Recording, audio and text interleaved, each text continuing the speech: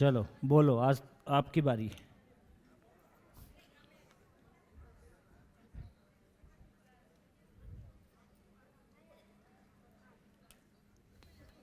Hello. हाँ बेटा, कहाँ हो? हाँ जी, चलें। तो आज जो लोग नहीं बोले हैं अभी तक वो बोलेंगे। जो अभी तक नहीं बोले हैं आज वो बोलेंगे। लाइन से माइक घुमाओ, आज वो अपनी बताएंगे। हाँ जी, इधर से माइक घुमा दो। जो लोग नहीं बोले हैं आज वो अपना परिचय करेंगे।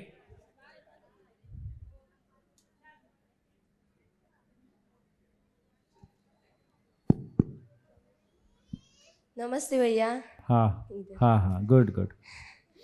मेरा एक क्वेश्चन था कि जो गर्भवती माता होती है, तो जब वो उसे मतलब कुछ पढ़ना है, जैसे कि इंग्लिश की मैं बात करूं, तो वो मतलब इंग्लिश को लिख लेती है, तभी फिर बोल देती है, फिर सुन लेती है कुछ इंग्लिश में, तो तभी लेकिन वो ट्रांसलेट नहीं कर पाती। कोई पैराग्राफ उन्होंने मतलब बोल दिया, तो वो ट्रांसलेट नहीं कर पाती गुजराती में। इंग्लिश बोलना आता है, तो क्या इसका बच्चे पे कोई असर पड़ेगा? मतलब बच्चा इंग्लिश जब भी बड़ा होगा तभी इंग्लिश सीख पाएगा? ये देखो, संस्कार के नाम पे इंग्लिश ही समझ में आई। इंग्लिश बाहर आने के बाद ही सिखा लेना। अच्छा।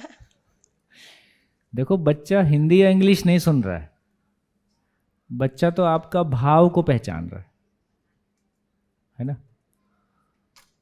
तो भाव उसके पास पहुंच ही रहा है, लेकिन उसमें कोई, जब अपन ऐसी कोई चीज कर रहे हैं तो उसमें स्किल वाला पार्ट है।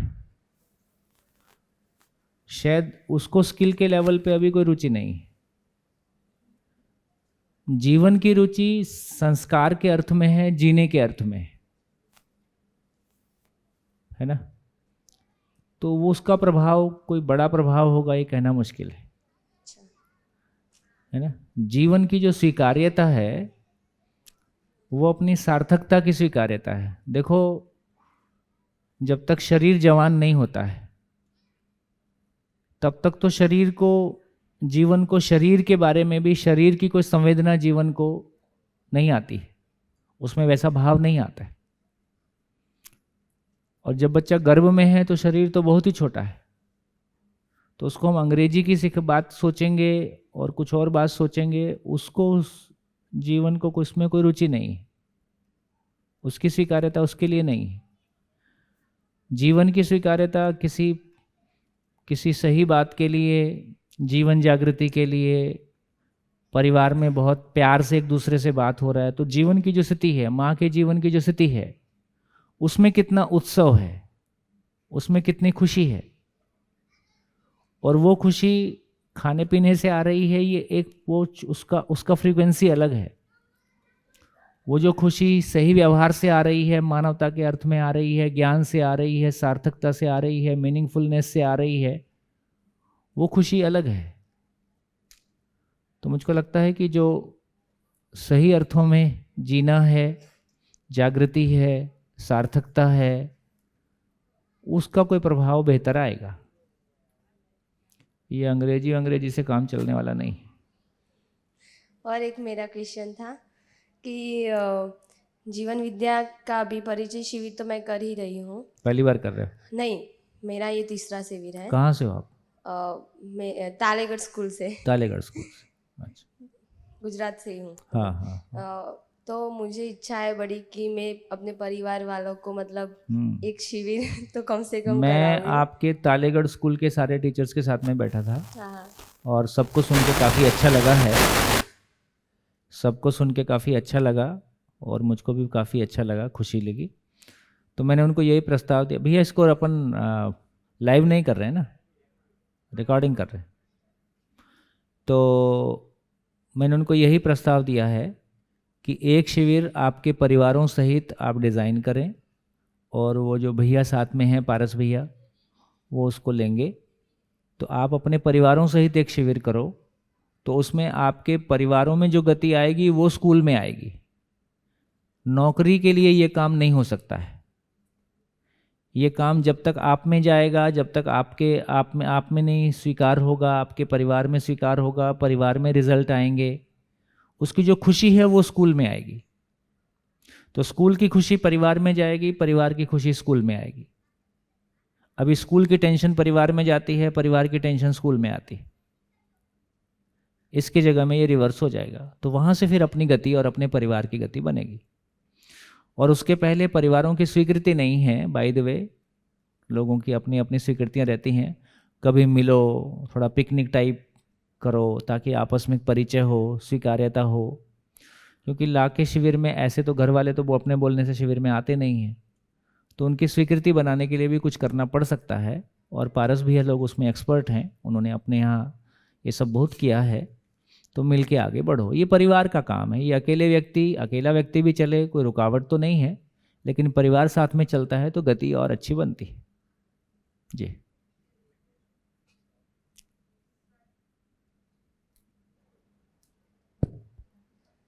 तो इस बार मैं अपने मम्मी पापा को लेके आई थी, तो उन्होंने आपके दूसरे दिन वाले 2 सेशन अटेंड किया था। तो फिर वैसा बोल के चले गए वो कि हम ऐसे ही जी रहे हैं। हुआ ऐसा, उन्होंने ऐसा बोला और फिर वो चले गए। इसलिए मुझे लगा कि अब पता नहीं दूसरी बार कब मतलब वो कोई तैयार बात हो नहीं, गए। कोई बात नहीं। देखो ऐसे ही होता है, और परिवार में तो ये काम ऐसे ही चलेगा। तो कम से कम यहाँ आके देख लिए तो इतना तो समझ में आ गया कि भाई कोई एजुकेशन की बात है। परिवार वालों को ये भी चिंता रहती है कि हमारी बेटियाँ, हमारी बहुएं किसी गलत चक्कर में तो नहीं पड़ रही हैं, बाबाओं के चक्कर में तो नहीं पड़ रही हैं। बहुत सारे मन में शंकाएं होती हैं। तो कम से कम मैं ये जानता हूँ कि जितनी महिलाओं ने शिविर किया है, अब उनको लगता है उनके पति शिविर में जाते हैं तो उनको कभी ऑब्जेक्शन नहीं, और कहीं जाने दें नहीं जाने दें, पर शिविर में तो खुश होकर जाने देती है। क्योंकि उसको भरोसा हो गया कि शिविर में जाने से ये बेहतर आदमी बनेगा और हम भी बेहतर आदमी बनेंगे। तो कम से कम 2 दिन के लिए, 2 घंटे के लिए भी आए, कम से कम एक वातावरण देख के कोई प्रभाव पड़ता है, कल और पड़ेगा। और ज़्यादा जिद अपने परिवार के लिए ना करो। अपने वातावरण में जितने लोग खींचते जाएंगे वो धीरे धीरे हम वहाँ तक पहुँच जाएंगे। भाई आपके परिवार के, आपके पापा के दोस्त भी कोई होंगे, तो धीरे मेरे को लगता है कि हम समाज में काम करते हैं, उससे परिवार चलता है। हम परिवार के पीछे पड़ते हैं तो परिवार नहीं चलता है, ऐसे भी हो सकता है। लेकिन जो आसपास के लोग शिविर करने लगते हैं, वो लौट के पॉजिटिव बोलने लगते हैं, तो कम से कम मिनिमम इतना होगा कि पॉजिटिविटी आ जाएगी, मिनिमम इतना होगा कि आपको नहीं रोकेंगे, मिनिमम इतना होगा कि इस बात का समर्थन करेंगे, मैक्सिमम होगा कि वो भी चलेंगे। अपने चलें, कोई चले ना चले, अपने चलें बस। अब जो आज नहीं चलेगा कल चलेगा, इस शरीर यात्रा में नहीं चलेगा अगली में चलेगा, और कोई तरीका नहीं। शिविरों से इतना ही हो सकता है। जो रिजल्ट हम चाह रहे हैं पूरी फैमिली के रूप में, वो हो सकता है जब एजुकेशन में परकुलेट हो जाएगा, सारे बच्चे ही स्कूल जाएंगे, तो वहाँ से समझने का काम शुरू हो जाएगा। अभी ये मन है बहुत रोकता है, और पुराने अभ्यास को पार करना हो सकता है किसी के लिए कितना संभव होगा, नहीं संभव होगा। जी, और बताइए। नमस्कार सोम भैया। माइक। हाँ, नमस्कार सोम भैया जी। किस शरीर को जीवन चलाता है એમાં 3 ભાગ આવે, विकसित ब्रेन, मानना और जीने की आशा। हाँ, ये तीनों को स्वयं को होने का प्रमाणित करता है। तो पदार्थ, प्राण, लिव ने ज्ञान, इनमें पदार्थ, प्राण और ज्ञान की समझ हो गई, बट लिव वाला पशु में मानना, पहचानना, निर्वाह करना, ये थोड़ा क्लियरिटी करो तो। हाँ, देखो मतलब हम कैसे, हाँ जी, इनका क्वेश्चन क्लियर हुआ। हम कैसे पहचानेंगे कि किसी शरीर को जीवन चला रहा है कि नहीं चला रहा है। जैसे मच्छर शरीर को जीवन चला रहा है कि नहीं चला रहा है, कॉकरोच को चला रहा है कि नहीं चला रहा है, कुत्ते को चला रहा है कि नहीं चला रहा है।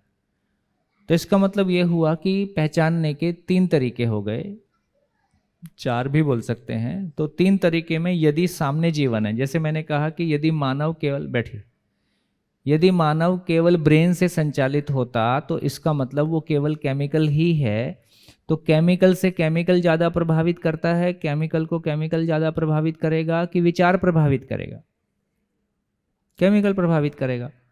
यदि विचार ज़्यादा प्रभावित कर रहा है, इसका मतलब कोई और भी चीज़ है जो डायरेक्टली विचार को सुन रहा है और विचार से प्रभावित हो रहा है। केमिकल विचार से प्रभावित नहीं होता, वैसा नहीं होता जैसा हम देख रहे हैं। तो इससे ये पता चला कि भाई मानव में तो क्लियरली समझ में आ गया, लेकिन यदि कुत्ता बिल्ली भी हमारे इशारों को समझ पाते हैं, अपने नाम को पहचान पाते हैं, हम उनको ट्रेन कर सकते हैं, यदि हम सिखा सकते हैं तो किसको सिखा रहे हैं? कोशिकाओं को तो नहीं सिखा सकते हैं। यदि किसी पशु को, पक्षी को हम अपनी बात कोई सिखा देते हैं, वो बोलने लगता है या हमारे अनुसार एक्ट करने लगता है, इसका मतलब है उधर भी जीवन है, तभी ये सीख रहा है।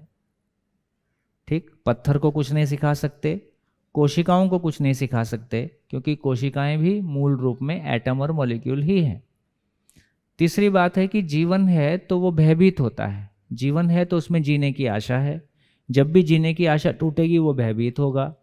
यदि कोई इकाई, एकम भयभीत होता है, इसका मतलब उधर भी जीवन है ना। तो मच्छर को हम मारते हैं तो मच्छर डरता है कि हवा के वाइब्रेशन से अलग हट जाता है। तो मच्छर में डर नहीं है, डरता होता तो वहीं आके दोबारा नहीं बैठता।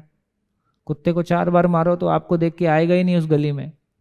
तो इसका मतलब है कि मच्छर डरता नहीं है, मच्छर में डर नहीं होता है, लेकिन वो वातावरण की संवेदना को पहचान रहा है। मच्छर सुबह सुबह घर से बाहर ऐसे निकलता है जैसे ऑफिस जा रहा हो, और शाम को ऐसे आता है जैसे काम करके आ गया हो, क्योंकि वो सर्दी गर्मी को पहचान रहा है, टेम्परेचर को पहचानता है। सुबह के समय में बाहर का टेम्परेचर, भीतर का टेम्परेचर, तो इस सारा कुछ मधुमक्खी को देखेंगे, वो बहुत सिस्टमेटिक काम करती है। धरती और सूरज, धरती, चांद, सितारे बहुत सिस्टमेटिकली घूम रहे हैं। इसका मतलब ये जो सिस्टमेटिक काम करना है, ये ब्रेन से संचालित है।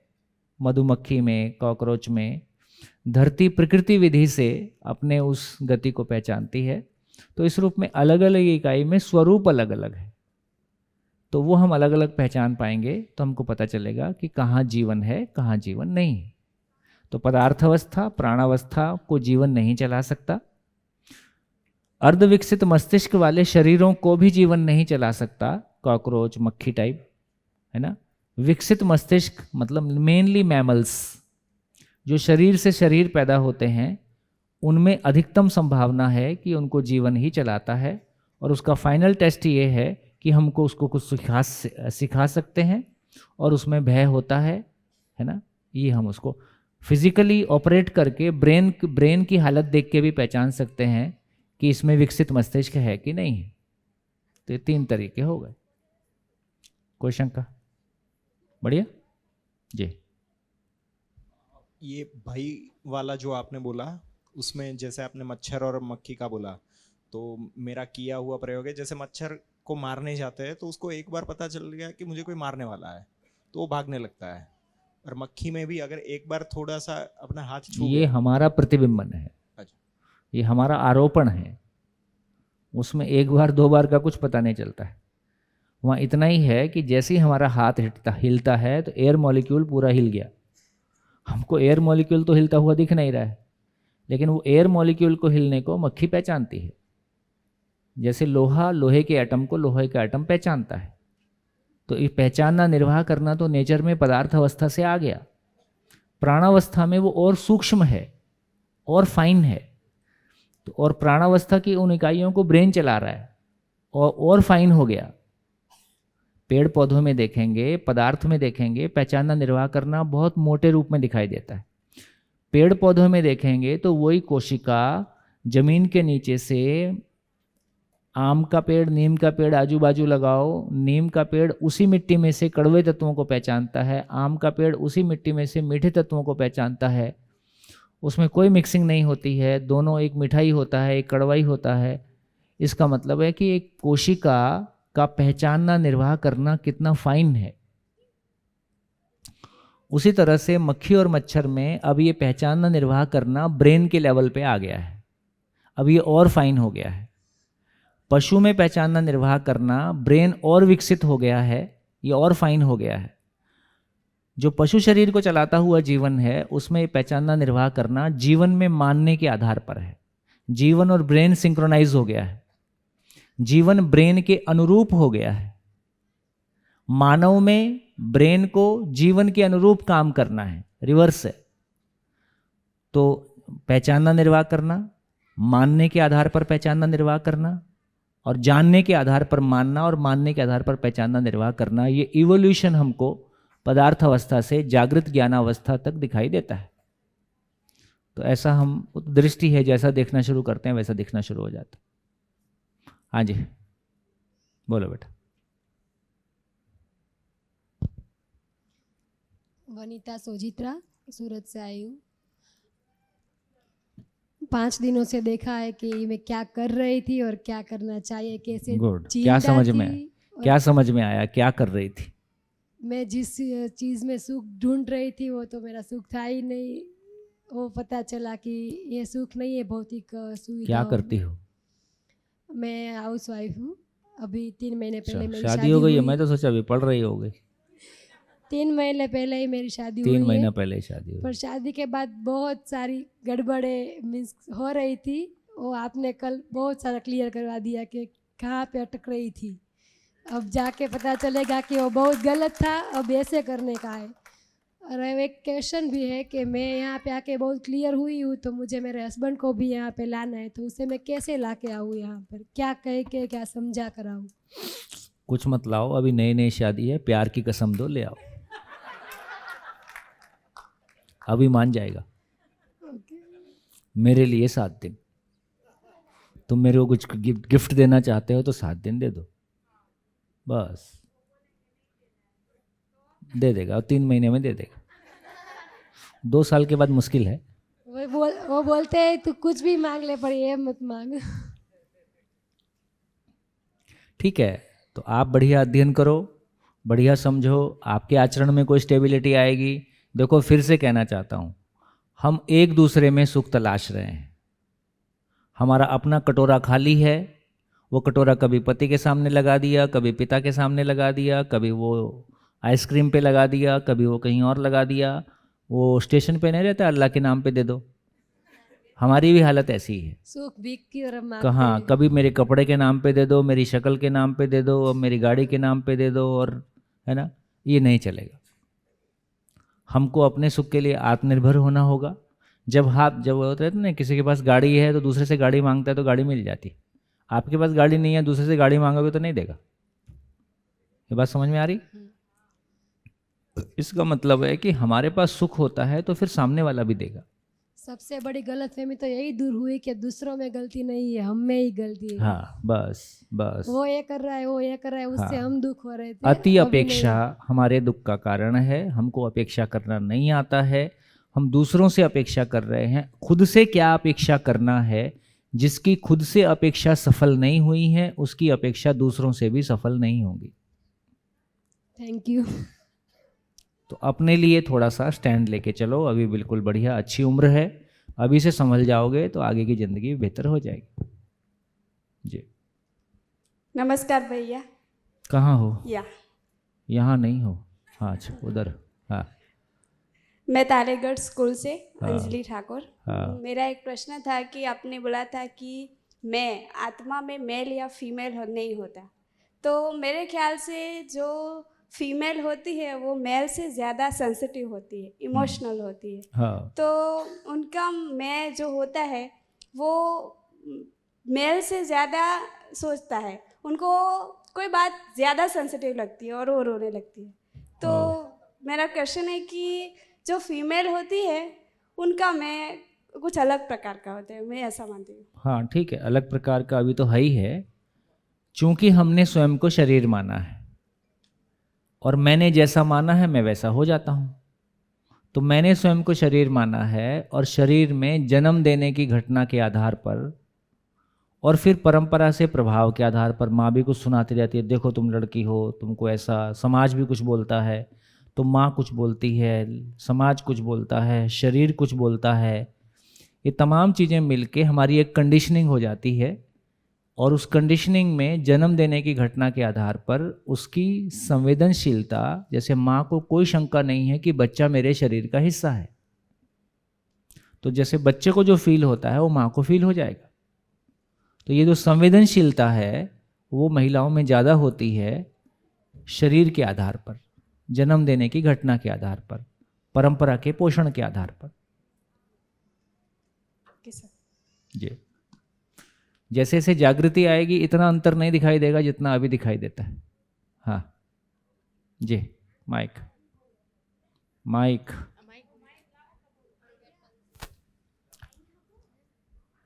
हाँ जी, आज राजस्थानी बहनों से कुछ सुनेंगे।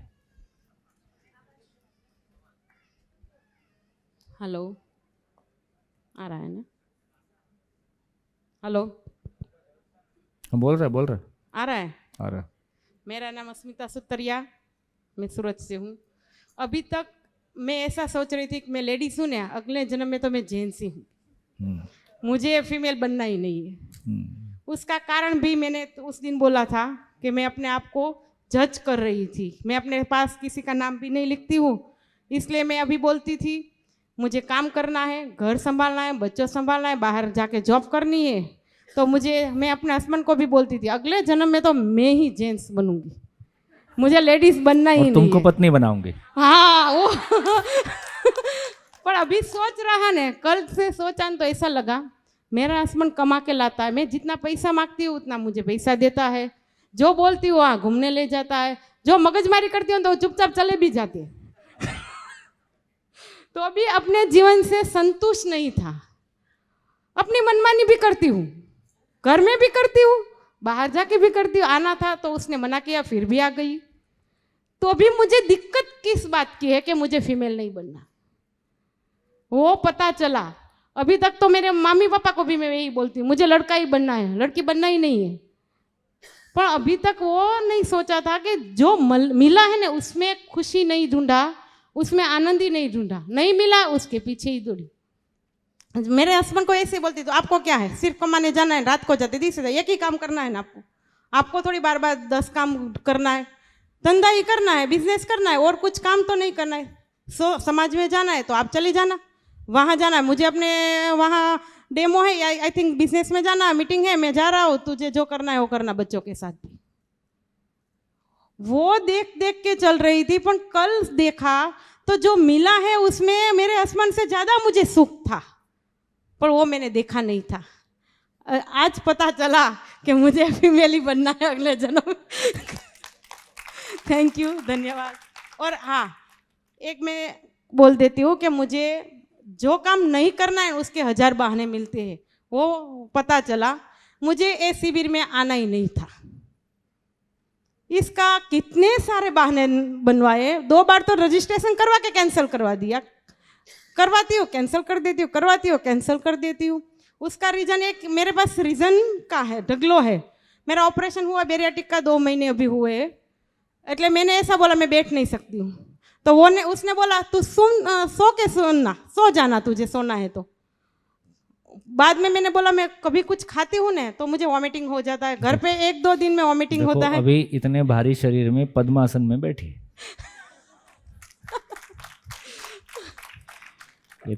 ऐसा शरीर में आदमी ऐसा नहीं बैठ पाता, अधिकांश लोग ऐसे नहीं बैठते।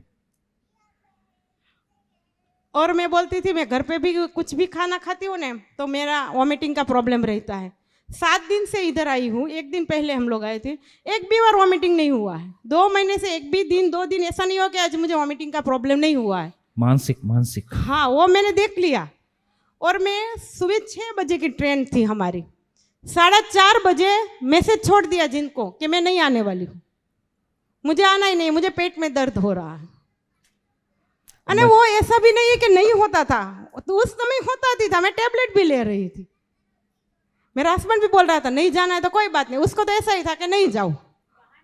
बहाना इतना सारा बनाया। बाद में जो ये मेरी पड़ोस में रहती है, वो मेरी फ्रेंड है ना, वो भी मुझे लाई, और उसकी तो मैं ऐसी बात मानती हूँ ना, तो जो बोलती है ना वो सच्चाई की लकीर है।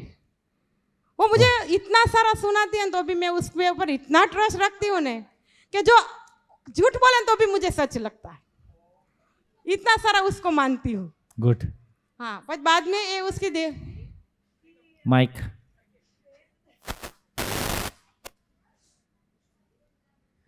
मुझे ना पेट में दर्द है, वो 1 वीक से रेडी तो थी। एक दिन बोलेगी चल मेरा और मेरी बेटी का रजिस्ट्रेशन कर दे, दूसरे दिन बोलती है कैंसिल कर दे, तीसरे दिन बोलेगी चल मैं आऊँगी, फिर चौथे दिन बोलती है मैं नहीं आऊँगी।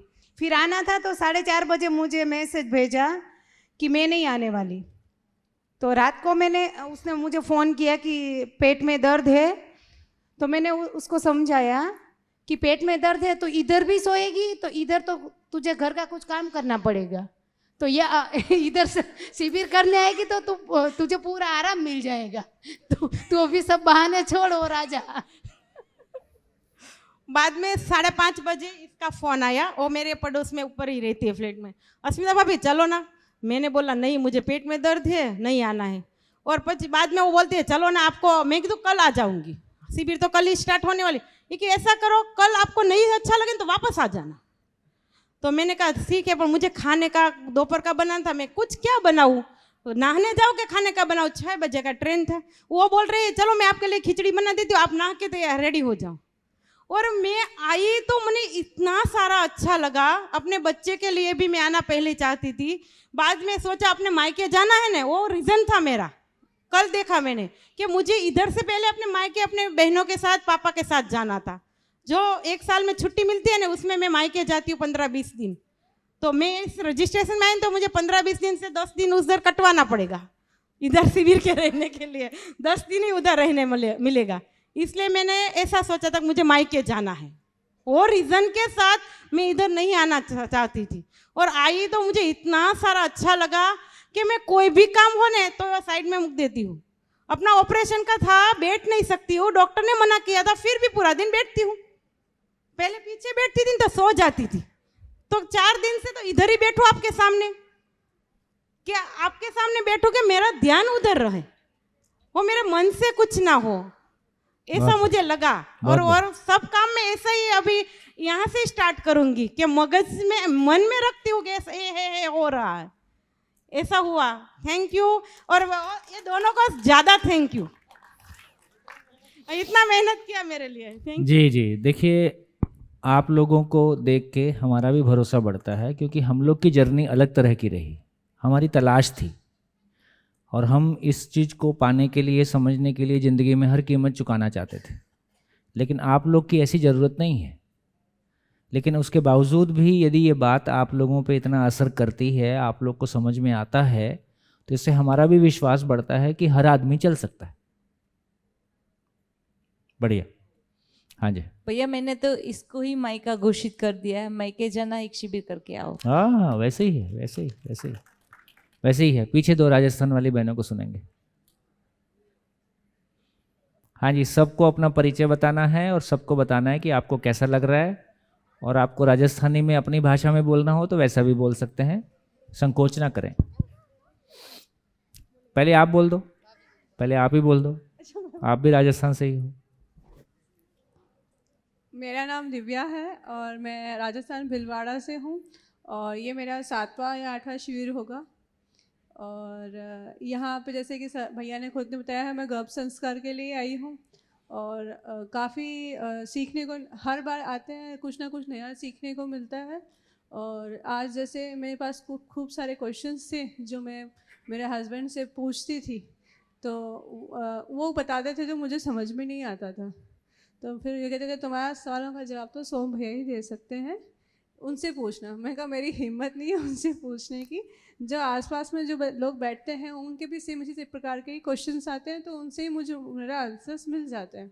तो अभी भी जैसे मेरा क्वेश्चन था कि आप लोगों ने दे दिया था आंसर कि जो परिवार में जो भी है, बच्चे हैं चाहे बड़े हैं, तो उनसे मैं अपने शिकायतें बहुत रहती थी, तो डिसिप्लिन के लिए, तो वो यहीं से मिल गया कि पहले भावनात्मक रूप से उनसे जुड़ो, उनसे बात करो, उनके बीच में घुलो मिलो, फिर ही आप जैसा होगा वैसे ही हो जाएगा, सॉल्व आपकी प्रॉब्लम सॉल्व हो जाएगी। तो काफ़ी मतलब मुझ में ही चेंजेस करने की ज़रूरत थी, क्योंकि मैं दिनों दिन मेरे में कट्टरता आ रही थी, क्योंकि जब से ससुर जी की सासू जी की डेथ हुई है तो अंदर एक जिम्मेदारी का भाव आ गया, तो फिर वो चीज़ बर्डन लगने लग जाती थी। तो कि दिन भर काम में लगे रहो, थोड़ी देर बाद फिर वापस काम शुरू, तो इसमें से रिलैक्स कब होंगे? पर ये चीज़ तो चलती ही रहेगी।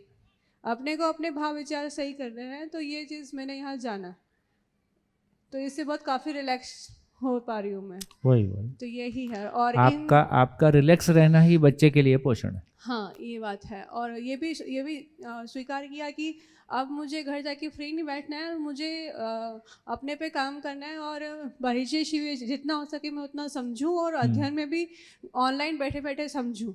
अगर मुझे करना है इन फ्यूचर कभी, तो पहले खुद को समझना पड़ेगा, तब जाके मैं और अच्छे से सीख पाऊंगी उस चीज़ को। बढ़िया, बस इतना ही। बहुत बढ़िया, धन्यवाद। खूब बढ़िया, सुखद।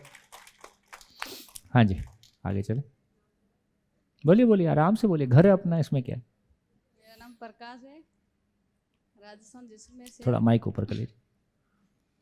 ऐसे तो हिंदी बोलने का अभ्यास भी नहीं है। अरे कोई नहीं, कोई नहीं, जैसे घर में बोलते हैं ऐसे यहाँ बोलना है, उसमें क्या है, थोड़ा माइक ऊपर कर लीजिए। यहाँ आके बहुत अच्छा लगा, हाँ हाँ। बहुत कुछ सीखने मिला। फर्स्ट टाइम शिविर किया आप? नहीं, तीसरा शिविर है। अच्छा, पहले भी मेरे साथ कोई शिविर किया? हाँ, कहाँ? वहाँ पहला शिविर पाली थाने में था। पाली थाना? हाँ। अच्छा है, शार्दुल भैया की वाइफ हैं। अच्छा अच्छा अच्छा, अब आप क्या घूंघट किए रहते तो वैसे दिन दिखाई नहीं देता।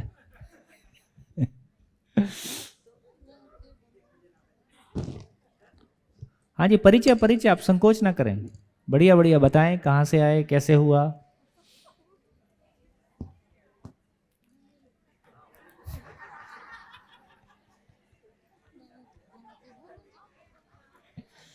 बोलिए बोलिए, क्या नाम है आपका?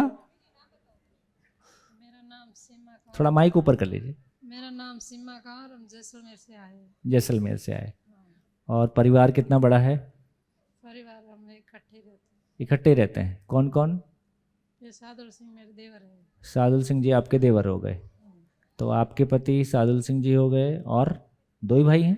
हाँ, दोनों भाई हैं। दो चार भाई, है। 4 भाई हैं, तो चारों भाई साथ में? हाँ, एक साथ ही रहते हैं। चारों भाई साथ में, और तो चारों भाई, 4 पत्नियां, बच्चे एक साथ ही रहते हैं। कितने बच्चे हो गए चारों के? 7 बच्चे चारों के। 7 बच्चे चारों के, सब साथ में रहते हैं। सब साथ में।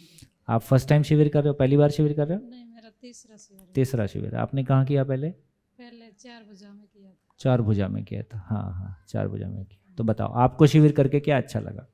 अच्छा लगा मुझे।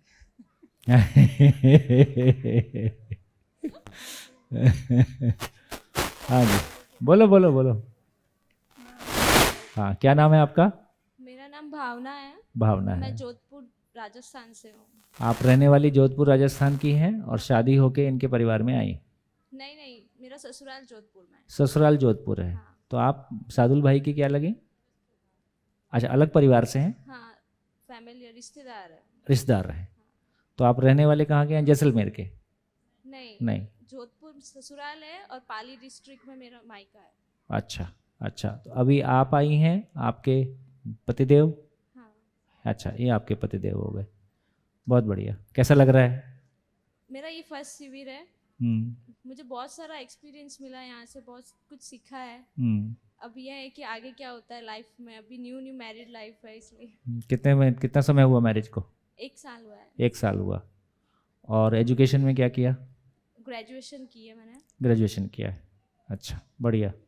तो शिविर में कुछ तो बताओ, 5 दिन के शिविर में आपको क्या अच्छा लगा? क्या चीज़ ऐसी लगी जो आपको लगे कि हाँ मेरे को ठीक लग रही? नहीं।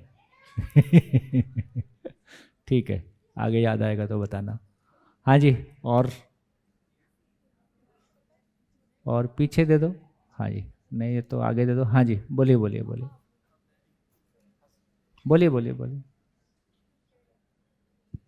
हेलो, मेरा नाम दौलत सिंह है, मैं जैसलमेर से आया हूँ। मेरा ये 5वां या 6ठा शिविर है सर। और मैं सादुल मेरा छोटा भाई है, उसी के द्वारा मतलब हम परिवार में जॉइंट ही रहते हैं। आओ।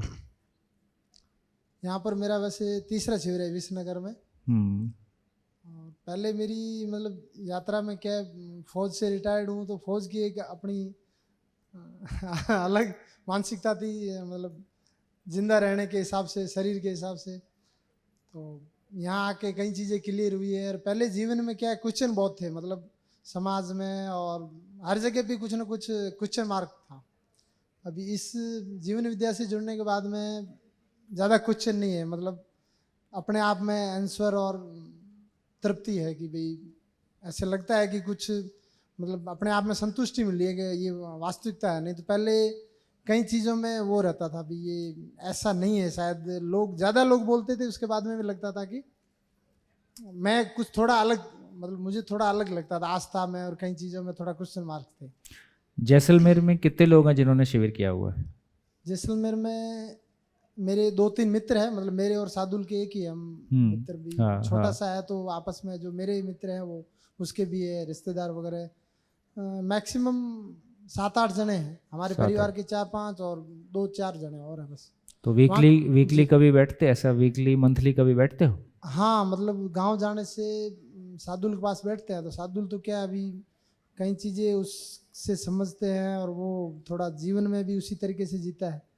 तो पहले भी उसका थोड़ा ऐसे थोड़ा अलग था, तो जैसे हम 4 भाई हैं तो अब 3 भाइयों ने शिविर किया, एक अभी भी मतलब हालांकि रहते जॉइंट है लेकिन उसकी थोड़ी मानसिकता वो एक्चुअली क्या हमारे उधर का थोड़ा राजपूतों में थोड़ा ये ज़्यादा रहता है भाव, एक अहंकार भी रहता है थोड़ा, और फिर उसमें हालांकि उसको कोई परिवार में ऐसी दिक्कत नहीं है, लेकिन फिर भी उसको लगेगा कि मेरा अहंकार कहीं ना जाके उसको अपने अंदर कुछ लगेगा भी मैं कुछ गलत सोच रहा था वो वहाँ जाके, तो अभी कोशिश कर रहे हैं, तो उसमें थोड़ा सा लगता है कि अब आगे जाके अपने में परिवर्तन लाए हैं तो उसको भी लगेगा, तो हो सकता है वो भी आगे आएगा।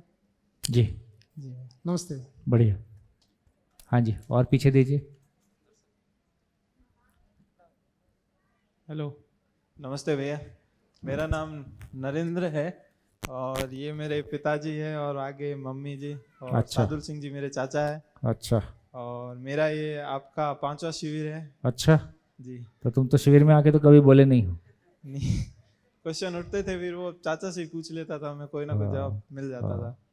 तो और अभी जैसे कि शिविर में आए, पहले 2 शिविर में तो सिर्फ ऐसे ही आते थे, सोचते नहीं थे, सिर्फ खा पी के सोते रहते थे, बढ़िया।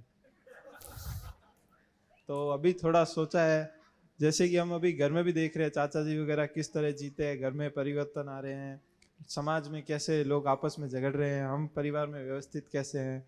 और अभी जैसे कल आपने भी हमको बताया उसमें भी काफ़ी कुछ क्लियरिटी हुई है, और अभी मुझ में थोड़ा उसमें अपनी जीवन में उतारने की कोशिश करनी है। और अभी मेरे अंदर एक सवाल है कि मैं अभी अगले महीने ऑस्ट्रेलिया जा रहा हूँ पढ़ाई के लिए, तो अभी ऐसा लगता है कि क्यों जा रहा हूँ मैं। तो ऐसे ही। अब पापा तो बोलते हैं कि वहाँ जाओ, वहाँ की क्वालिटी ऑफ लाइफ बढ़िया है, तो क्वालिटी ऑफ लाइफ तो गांव में भी बढ़िया है। ये देखो, अब पापा ने क्या जो कमा लिया उसको ठिकाने लगाना है ना। तो ऐसा है, उसके बारे में डिस्कशन करेंगे थोड़ा। हाँ बेटा, सोचो। देखो, कोई हम ऐसी पढ़ाई पढ़ने जा रहे हैं जो हमारे देश में उपलब्ध नहीं है, या आपका कोई स्पेशल इंटरेस्ट है तो बिल्कुल जाना चाहिए। हाँ जी। लेकिन अनावश्यक, देखो मेरा बेटा इंजीनियरिंग किया, मैंने उसके बाद बोला कि एमबीए करना है, क्योंकि नॉर्मली इंजीनियरिंग के बाद लोग एमबीए कर लेते हैं। तो बोले पापा मैंने देख लिया है 2 साल और 20 लाख रुपया 25 लाख रुपया ख़राब करने वाला हूँ। 2 साल और 25 लाख रुपए लगा के मैं कोई बिजनेस कर लूँगा, मैं ज़्यादा आगे बढ़ जाऊँगा, तो मेरे को टाइम और पैसा ख़राब नहीं करना है। तो आपकी क्लैरिटी रहे कि आप क्या कर रहे हो, क्यों कर रहे हो। तो अनावश्यक ज़िंदगी में ना वो, अच्छा ये बहुत कीमती समय है, जो समय हमारी ज़िंदगी की फाउंडेशन खड़ा करने में लगने की ज़रूरत है, वो समय टाइम पास में लगता है, पैसे में लगता है। मैं आप ऑस्ट्रेलिया जाओ नहीं जाओ उसके बारे में कुछ नहीं बोल रहा हूँ, लेकिन ये टाइम हमारा फाउंडेशन का है। तो इस टाइम में अपने टाइम को प्रॉपरली कैसे यूटिलाइज करें और अपनी ज़िंदगी में कोई कैसे वैल्यू ऐड करें, ये हमको ठीक से सोचने की ज़रूरत है, नहीं तो फिर लंबा समय फिर एक स्ट्रगल में जाता है। तो जो करो सोच समझ के करो। बढ़िया। हाँ जी बोलिए। हाँ बेटा बोल, बेटा बोल। हेलो। ओ भाई से बड़ा एग्जाम्पल मिला, हमारे बच्चे हैं तो बराबर सुन नहीं रहे थे, तो हमको लगता है ये सुनते नहीं सुनते, उसने तो 2 शिविर सोया ही है वो तो। थोड़ा तो लिया उसने। तो ये भी है हाँ कि ठीक है, कोई बात कंटिन्यू रखना है ये। अपनी गति बनाओ, दूसरे की बन जाएगी। देखो हम किसी के माँ बाप हैं, कुछ भी हैं, लेकिन जीवन रूप में हम अलग अलग ही हैं। हम सबकी अपनी अपनी यात्रा है। हाँ जी। हेलो। हाँ जी। हाँ भैया, ये मेरी दूसरी शिविर है। मुझे एक बात पूछनी थी कि आपने बताया कि बच्चे का जो 13 साल तक हम लोग उनके माइंड पे जो असर रहता है, फिर 13 साल के बाद हम लोग कुछ नहीं कर सकते। तो अभी क्या हुआ? कुछ नहीं कर सकते Means मतलब कि मुश्किल होते जाता है। मुश्किल होता है ना।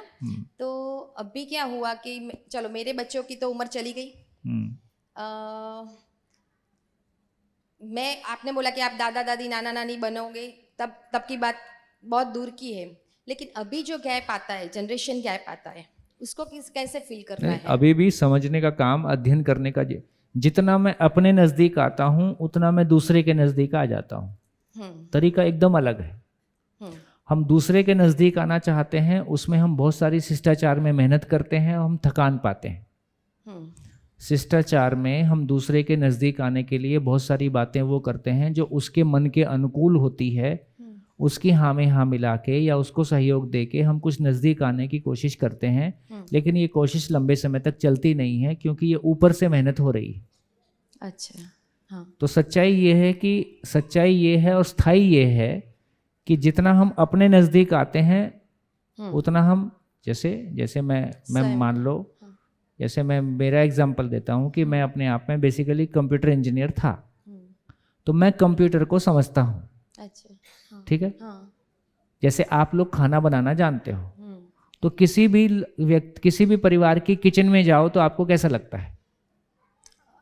एक कॉन्फिडेंस रहता है ना, रहता है कि आज मिल ही जाएगा, सब कुछ कर ही ढूंढ लेंगे 2 मिनट में। कर ही लेंगे। तो यदि आपको खाना बनाना आता है तो आप किसी भी परिवार की किचन में जाओगे तो आपको कॉन्फिडेंस रहता है कि हम थोड़ा सा देख के चीजें सेट कर देंगे। हम अपने ही घर की किचन में जाएंगे तो हमको कॉन्फिडेंस नहीं होता है कि हम कुछ कर पाएंगे। इसका क्या मतलब हुआ? यदि मेरे को किचन की समझ नहीं है, खाना बनाने की समझ नहीं है ना, तो मैं मेरे घर की किचन में कुछ नहीं कर सकता हूँ। और यदि आपको किचन की खाना बनाने की समझ है, सीख है, तो आप दूसरे के घर में भी जाके वो भी आपको अपना ही जैसा लगता है। फिर ये भी फर्क नहीं पड़ता कि आप इंडिया की किचन में हो कि अमेरिका की किचन में हो, कुछ ना कुछ कॉमन सेंस काम कर ही देगा, कुछ तो कर ही लेंगे। तो सार बात इतना ही है, जितना मैं अपने नजदीक आ जाता हूँ उतना मैं दूसरे को भी समझने लगता हूँ। अच्छा। तो सवाल ये है कि मैं अपने कितने नजदीक आया हूँ। हम दूसरों के नजदीक आना चाहते हैं और अपने से दूर हैं, ये सफल नहीं हो रहा है। इसलिए सारी जिंदगी बहुत मेहनत करके भी थकान पाते हैं। तो काम की बात यह है कि मैं किसके नजदीक आना है, मैं के नजदीक आना है। आप अपने मैं को समझ पाओगे कि मेरे मैं को समझ पाओगे? अपने आप का, अपने को समझ पाओगे, क्योंकि आपके भाव और विचार में क्या चलता है ये आपको पता चलता है। मेरे भाव और विचार में क्या चलता है ये तो आपको पता नहीं चलेगा। नहीं। तो जब भी समझना होता है, समझना स्वयं में होता है, जीना परिवार में होता है। अच्छा। हाँ। हाँ जी, ये बच्चे पीछे।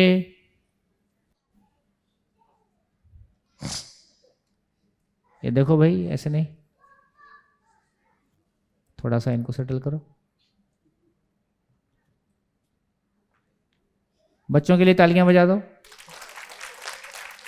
है ना, कितने अच्छे बच्चे हैं। और नीचे कहाँ है इनकी मैडम? मैडम आज वोट डालने गई होगी।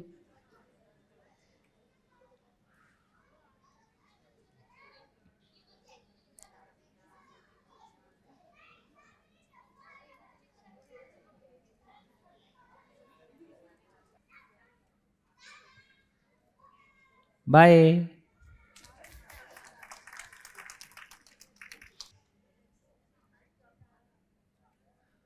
गुड गुड गुड गुड, सारे बच्चों के लिए तालियां। सारे बच्चे चले गए, थैंक यू थैंक यू।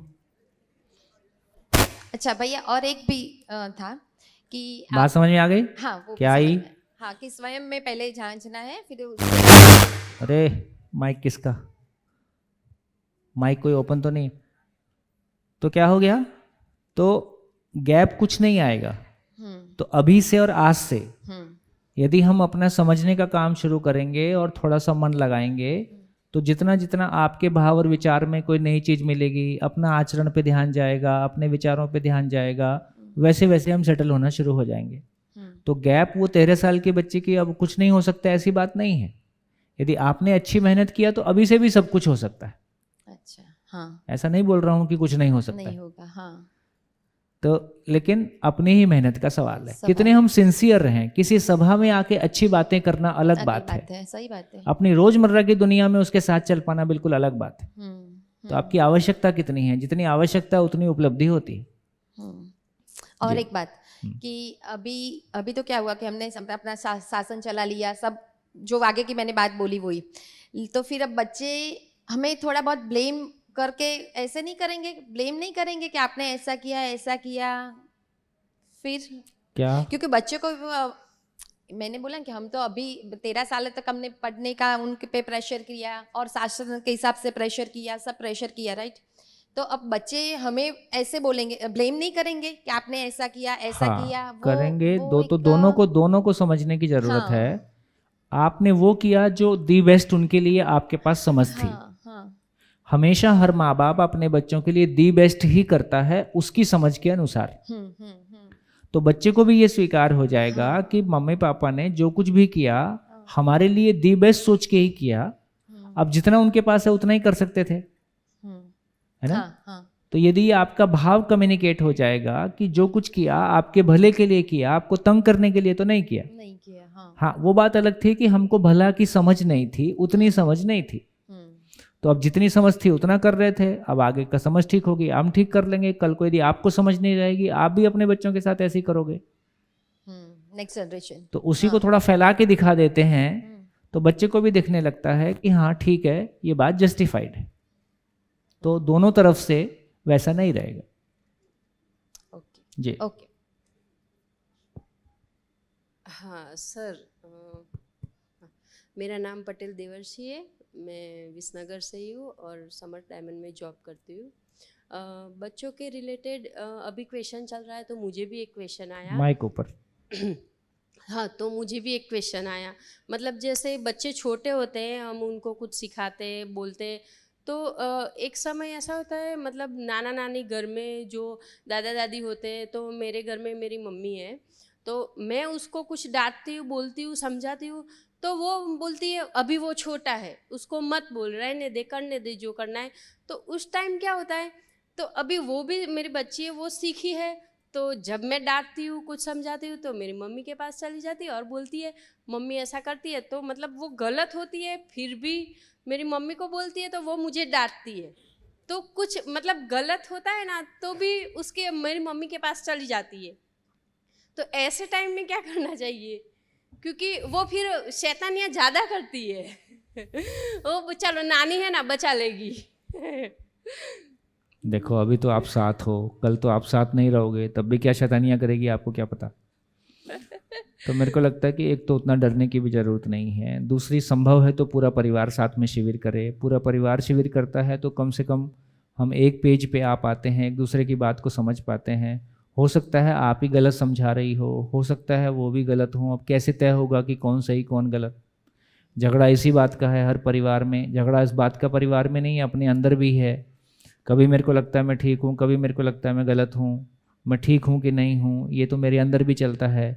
तो जब तक हमारे पास मानव लक्ष्य की क्लैरिटी नहीं होगी, समझ के रूप में बातें नहीं होंगी, तब तक हमारे पास कोई ठोस आधार नहीं मिलता है कि क्या सही है, क्या गलत है, क्या उचित है, क्या अनुचित है, कब कहा जाए, कितना कहा जाए, क्या कहा जाए।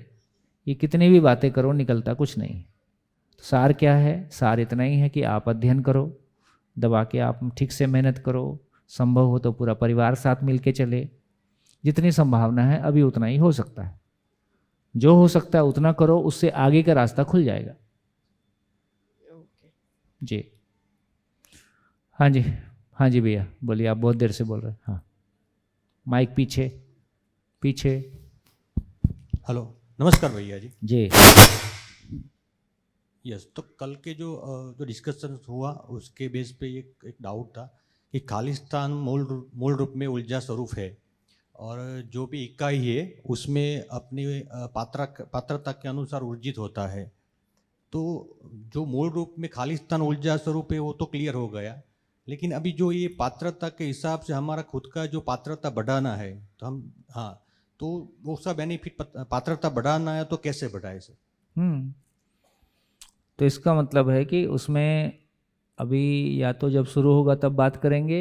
अभी के लिए इतना कह सकते हैं कि जैसे जड़ संसार मूल ऊर्जा को पाकर क्रियाशीलता के रूप में व्यक्त होता है, प्राण संसार मूल ऊर्जा को पाकर स्पंदन के रूप में, स्पंदन का मतलब है संकोचन प्रसारण, सेल संकोचन प्रसारण होता है। पशु शरीर को चलाता हुआ जीवन उसको पाकर संवेदना के रूप में व्यक्त होता है। भ्रमित मानव उसको पाकर कल्पनाशीलता के रूप में व्यक्त होता है, और जागृत मानव मूल ऊर्जा को ज्ञान के रूप में व्यक्त करता है। तो ये सबकी पात्रता अलग अलग है। ये भी बहुत क्लियर हुआ कि मानव के अलावा जो भी सारी इकाइयां हैं, पदार्थावस्था, प्राणावस्था, जीवावस्था, सभी इकाइयों की पात्रता निश्चित है, उसमें घटाने बढ़ाने की संभावना नहीं है। शेर शेर ही रहेगा, गाय गाय रहेगी, लोहा लोहा रहेगा, आम आम रहेगा, तो कुछ भी घटना, तो जो पात्रता है वो निश्चित है। मानव ही एकमात्र ऐसी एंटिटी है जो अपनी पात्रता को बढ़ा सकता है। जैसे जब 4 दिन 5 दिन पहले आप आए थे, उस समय आपकी पात्रता और अभी की आपकी पात्रता पहले से कम है कि ज़्यादा है? तो हम जिस बात में मन लगाते हैं उस बात में हमारा मन गहराई में जाता है, उस बात को समझने के लिए हमारी पात्रता बढ़ जाती है। तो इस प्रकार हमारी पात्रता बढ़ी रही है। पहले की तुलना में आप ज़्यादा समझ पा रहे हो, पहले की तुलना में आप बेहतर अपने आप को व्यक्त कर पा रहे हो, है ना। धीरे धीरे हमको अपने व्यक्त होने में संकोच नहीं रहता है ना। और ये हमारा, तो ये जो मानव में पात्रता का बढ़ना है, यही ज्ञान के अर्थ में हमारी आगे की गति है ना। तो समझना, जीना, समझाना और अपने आप को ऐसे वातावरण में रखना जहाँ समझने के लिए हमको प्रेरणा मिले, यही हमारी पात्रता को बढ़ाने का तरीका है। बढ़िया जी, और बोलिए। हाँ जी। हेलो, विभूति सोजित्रा, सूरत से हूँ। कल जो आपने भ्रम की बात की थी ना, तो उसमें मेरी शादी हुई 3 मंथ ही हुए हैं। तो पहले मैं मेरे पापा के घर थी ना, तब मेरा छोटा भाई था। पापा का जो अकाउंट है वो सब है ना, वो मैं ही संभालती थी। तो मुझे लगता था कि मैं जाऊंगी ना फिर कोई करेगा ही नहीं है। तो 3 मंथ हुआ तो अभी कोई कंप्लेन नहीं, मेरा छोटा भाई है ना वो सब संभाल लिया। मुझे लगता था कि वो कुछ नहीं करेगा, कुछ नहीं उसे आता, पर अब सब संभाल लिया उसने।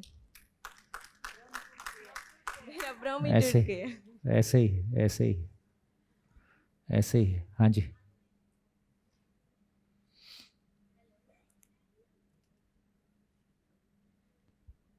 हेलो, नमस्ते भैया। मैं सूरत से रिद्धि मेंदपरा। यहाँ आके पता चला कि दूसरों की कंपैरिजन से निकलेंगे तो हम अपने बारे में सोच सकेंगे। अभी तक यही लग रहा था, वो ये कर रहा है तो मुझे भी वो करना है, वो ये कर रहा है तो मुझे भी। अभी ऐसा लग रहा था कि ज़िंदगी मुझे चला रही हूँ कि मैं ज़िंदगी को चला रही हूँ। और एक बार मतलब हम पैसों से हमारा इंश्योरेंस लेते हैं, पर अब यहाँ के ये पता चला कि पैसों से इंश्योरेंस नहीं होता है, संबंधों से इंश्योरेंस मिल जाएगा तो ज़िंदगी अपने आप बन सकती है। और मेरी 6 साल की छोटी बच्ची है। मुझे उसके पास जो अपेक्षा है कि वो ये करे वो करे, अभी ये मुझे सोचना कि वो मैं क्या ऐसा करूँगी जो मैं मेरे बच्चों में देखना चाहती हूँ। Thank you. बढ़िया। देखो, एक तो आप सबकी हिंदी अच्छी हो रही है।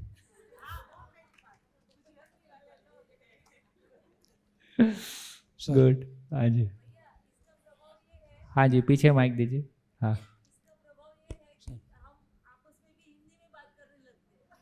वो क्या हुआ, मैं महाराष्ट्र में एक बार वो आप खड़े हैं, पहले आप बोल लीजिए, आप बोल लीजिए। लोहा का एकम जड़ है तो चैतन्य रूप किस रूप में परिणत होता है? उदाहरण के साथ क्लैरिटी कीजिए। फिर से बोलिए। लोहा का एकम जड़ है। लोहा का एकम जड़ है। लोहा जड़ है। लोहा जड़ है। हाँ। तो चैतन्य रूप किस रूप में परिणत होता है? चैतन्य चैतन्य है। चैतन्य का मतलब है जिसमें आशा विचार इच्छा होती है। चैतन्य का मतलब है जिसमें समझने की ताकत होती है। चैतन्य का मतलब जो सुखी दुखी होता है। चैतन्य का मतलब जो पूरे अस्तित्व के नियम को समझ सकता है। कुछ और कहना चाह रहे हैं? नहीं, हाँ, लोहा कैसे चैतन्य बना होता है? अच्छा चैतन्य अच्छा अच्छा। चैतन्य होता है तो लोहा कैसे होता है? आओ हो ओहो ओहो, ऐसा नहीं कहा जा रहा है कि लोहा चैतन्य होता है। पहले तो ये ठीक कर लीजिए। नहीं, आपने कल जो बताया था ना कि चैतन्य तक हाँ, पहुंचने तो के जड़ लिए यात्रा परमाणु, होती है। जड़ परमाणु ही विकास पूर्वक चैतन्य हुआ है, ये कहा गया। तो जड़ परमाणु विकास पूर्वक कैसे चैतन्य हुआ है, इसके लिए अध्ययन बिंदु शिविर जिससे नेक्स्ट स्टेप आता है, उसी में पूरा लगभग ये 3 दिन की कहानी पूरी चलेगी। इस एक लाइन के आंसर में 5 दिन पूरा चलेगा, है ना। तो अभी इसको होल्ड पे रखें, समय आने से बात करें।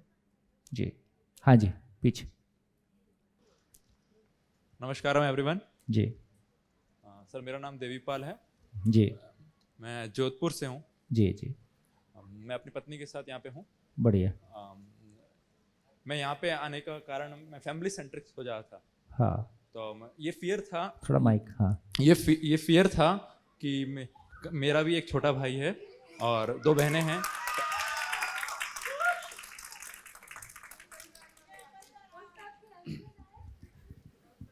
सर बोलूं?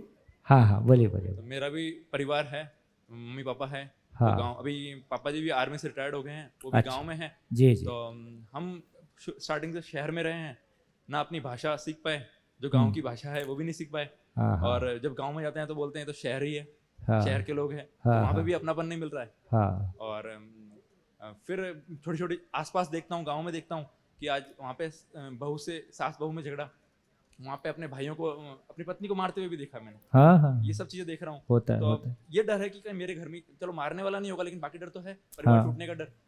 वो डर तो हमेशा ही रहेगा। एक छोटा भाई है, अभी तो बहुत प्रेम से हम सब, और बात का मालूम नहीं क्या होगा। फिर सादुल जी भाई साहब हैं, तो वो मेरे जिया जी के बुआ के सगे बेटे हैं। अच्छा। तो इनसे ऐसे जुड़ा हुआ हमारा। तो सादुल जी भाई साहब एक शायद नाथद्वारा शिविर किया था, कोई शिविर हाँ, किया था। हाँ, नाथद्वारा। वहां से वो मेरे घर पे आए थे एक रात को। और मेरी जर्नी अध्यात्म में ज्यादा थी। मेरी जर्नी अध्यात्म में, अध्यात्म में ज्यादा है। हाँ। तो बीच में मैं ईशा फाउंडेशन, ईशा हता योगा करने चले गया। हाँ।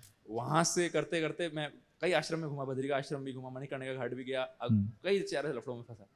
तो वहां से आके सादुल जी भाई साहब से जब तर्क हुए, तो रात में 2 बजे तक गोष्ठी भी हमारी।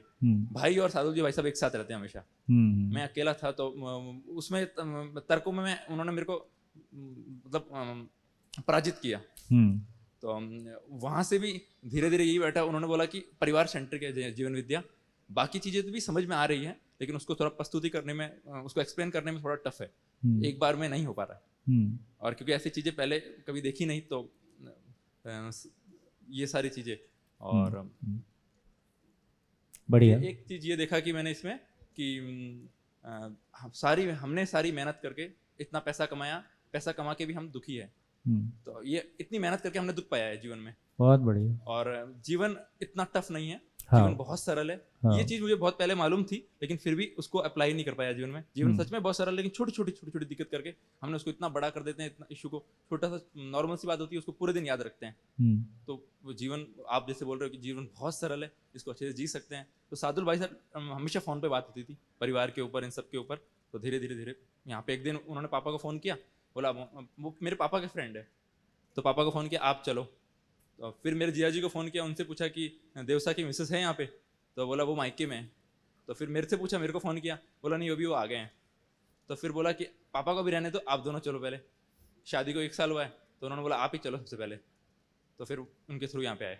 बहुत 4 दिन का निष्कर्ष इतना है कि मेरी कई सारी चीज़ें, मैंने अध्यात्म में रह के पूजा करके 2-2, 4-4 घंटे पूजा करके मैं बहुत दुखी हुआ। और जब अपने छोटे भाई को देखता हूँ, वो कुछ नहीं करता पूजा वूजा, और वो जो अपना जीवन जी रहा है, काम सब कर रहा है अपना, जो भी कर रहा है, जो परिवार के लिए कर रहा है वो कर रहा है, वो बहुत सुखी है। वो बोल रहा है कि इतनी पूजा करके भी तो दुखी रह रहा है ना हर चीज़ में, तुझे लग रहा है वो चीज़ तेरे को बहुत लंबे टाइम बाद मिलेगी, कुछ नहीं मिलेगा। और वो कर ही रहा हूँ, 21 साल से कर ही रहा था, और आज 29 का हो गया हूँ। तो ऐसा मुझे प्राप्त भी किया मैंने अभी तक। तो लोग बोलते हैं साधना भी लंबी 21 दिन का भूखा रहना, वो सब चीज़ किया, उससे भी प्राप्त नहीं हुआ। ध्यान भी किया, ध्यान से भी क्या प्राप्त हुआ? कोई लाइट दिखती नहीं है, ऐसा कुछ होता नहीं। बस वो अपना आशा विचार जो बात होते बोल रहे हैं कि वही थोड़ा एक बार के लिए रुक जाता है, वापस आते ही सारे विचार वापस आने शुरू हो जाते हैं। तो ये क्षणिक सुख है, टेम्परेरी है। और जैसे जीवन की समझ होती है तो वो क्षणिक नहीं है। जैसे फुटबॉल खेल रहे हैं या योगा कर रहे हैं, उसका डोपामाइन सीक्रेट हो रहा है, इसलिए अभी के लिए वो खुश हो रहे हैं। लेकिन मान लो टांग टूट जाए, और टांग टूट जाए, कुछ हो जाए शरीर में ऐसा, या फिर ऐसी अवस्था आ जाए कि उसके बाद कुछ नहीं होगा, तो वो सुख कैसे प्राप्त होगा? बिल्कुल ठीक, कुछ करके सुखी होना। कुछ या वो जीवन की समझ आ जाए तो सुखी सुख। बहुत बढ़िया। सुख निरंतर है तो वो देखो, इन सारी बातों का ये मतलब है कि आपकी जर्नी पहले से भी कोई ऐसी रही है जिसमें आप किन्हीं इस तरह की चीज़ों की तलाश में रहे हैं और आप कुछ करते रहे हैं। वो पहले से भी आपकी जर्नी रही है। इसका पॉजिटिव पार्ट ये है कि कोई आप एक सुपात्र व्यक्ति हैं। और देखिए, जैसे आप इस पूरे अनुसंधान की गहराई में जाएंगे तो ऐसा समझो कि जैसे कभी हम बैलगाड़ी से चल रहे थे और आजकल एरोप्लेन से चलने लगे। तो एरोप्लेन में कैसा है, कम श्रम में हम अधिक उपलब्धि को पा जाते हैं। तो ये एक ऐसी साधना है जिसमें बहुत कम श्रम में बहुत अधिक उपलब्धि को हम डायरेक्टली पा रहे हैं। तो मेरे को लगता है कि पूरा समाज में ये भरोसा आ जाए। अभी हमको लगता है कि साधना जीवन अलग है, परिवार अलग है। धीरे धीरे ये समझ में आएगा कि परिवार ही सही अर्थों में साधना की जगह है ना? सर एक और बात, मैं ईशा गया तो मैंने वहाँ पे 6 लाख इन्वेस्ट किया। 6 लाख 1 लाख रुपए मैंने ऐसे ही खर्चा कर दिया साइड का, जाने का। तो फिर वो मैंने देखा 6 महीने के अंदर मेरे परिवार में जिस हिसाब से मैं कंडीशन देखता हूँ तो उसमें ज़्यादा ही है, 6 लाख कम नहीं है। तो फिर भी मुझे ब्रदर ने बहुत सपोर्ट किया, पापा भेज दो। पापा ने भी कहा भेज दो। मम्मी हमेशा बोला कि कुछ और कर ले, यही दिखा क्या, योगा ही दिखा तेरे को इतना रह देके। हमारे समाज में, जिस समाज से हम राजपूत समाज में, उसमें योगा का कोई पूछता भी नहीं है। और भी बहुत सारा काम है इसमें, तो कुछ भी कर सकता है तू में तो फिर लेकिन मेरा जिद था, कोरोना टाइम से ये जिद था कि मेरे को जाना है एक बार तो वो मन का जो आ गया तो आ गया तो उसमें चले गया वहाँ पे। और जाने के बाद भी कई सारी चीजें ध्यान हुई थी, सब सीखने के बाद भी ऐसा लगा यहाँ पे जब आया तो मनी का तो कुछ है भी नहीं। मनी का तो हाँ। और आपने बोला कि एक बात ये बोली थी कि ये शिविर मुझे नहीं करना है, मुझे स्कूली एजुकेशन में ये आ जाए तो बहुत अच्छा है।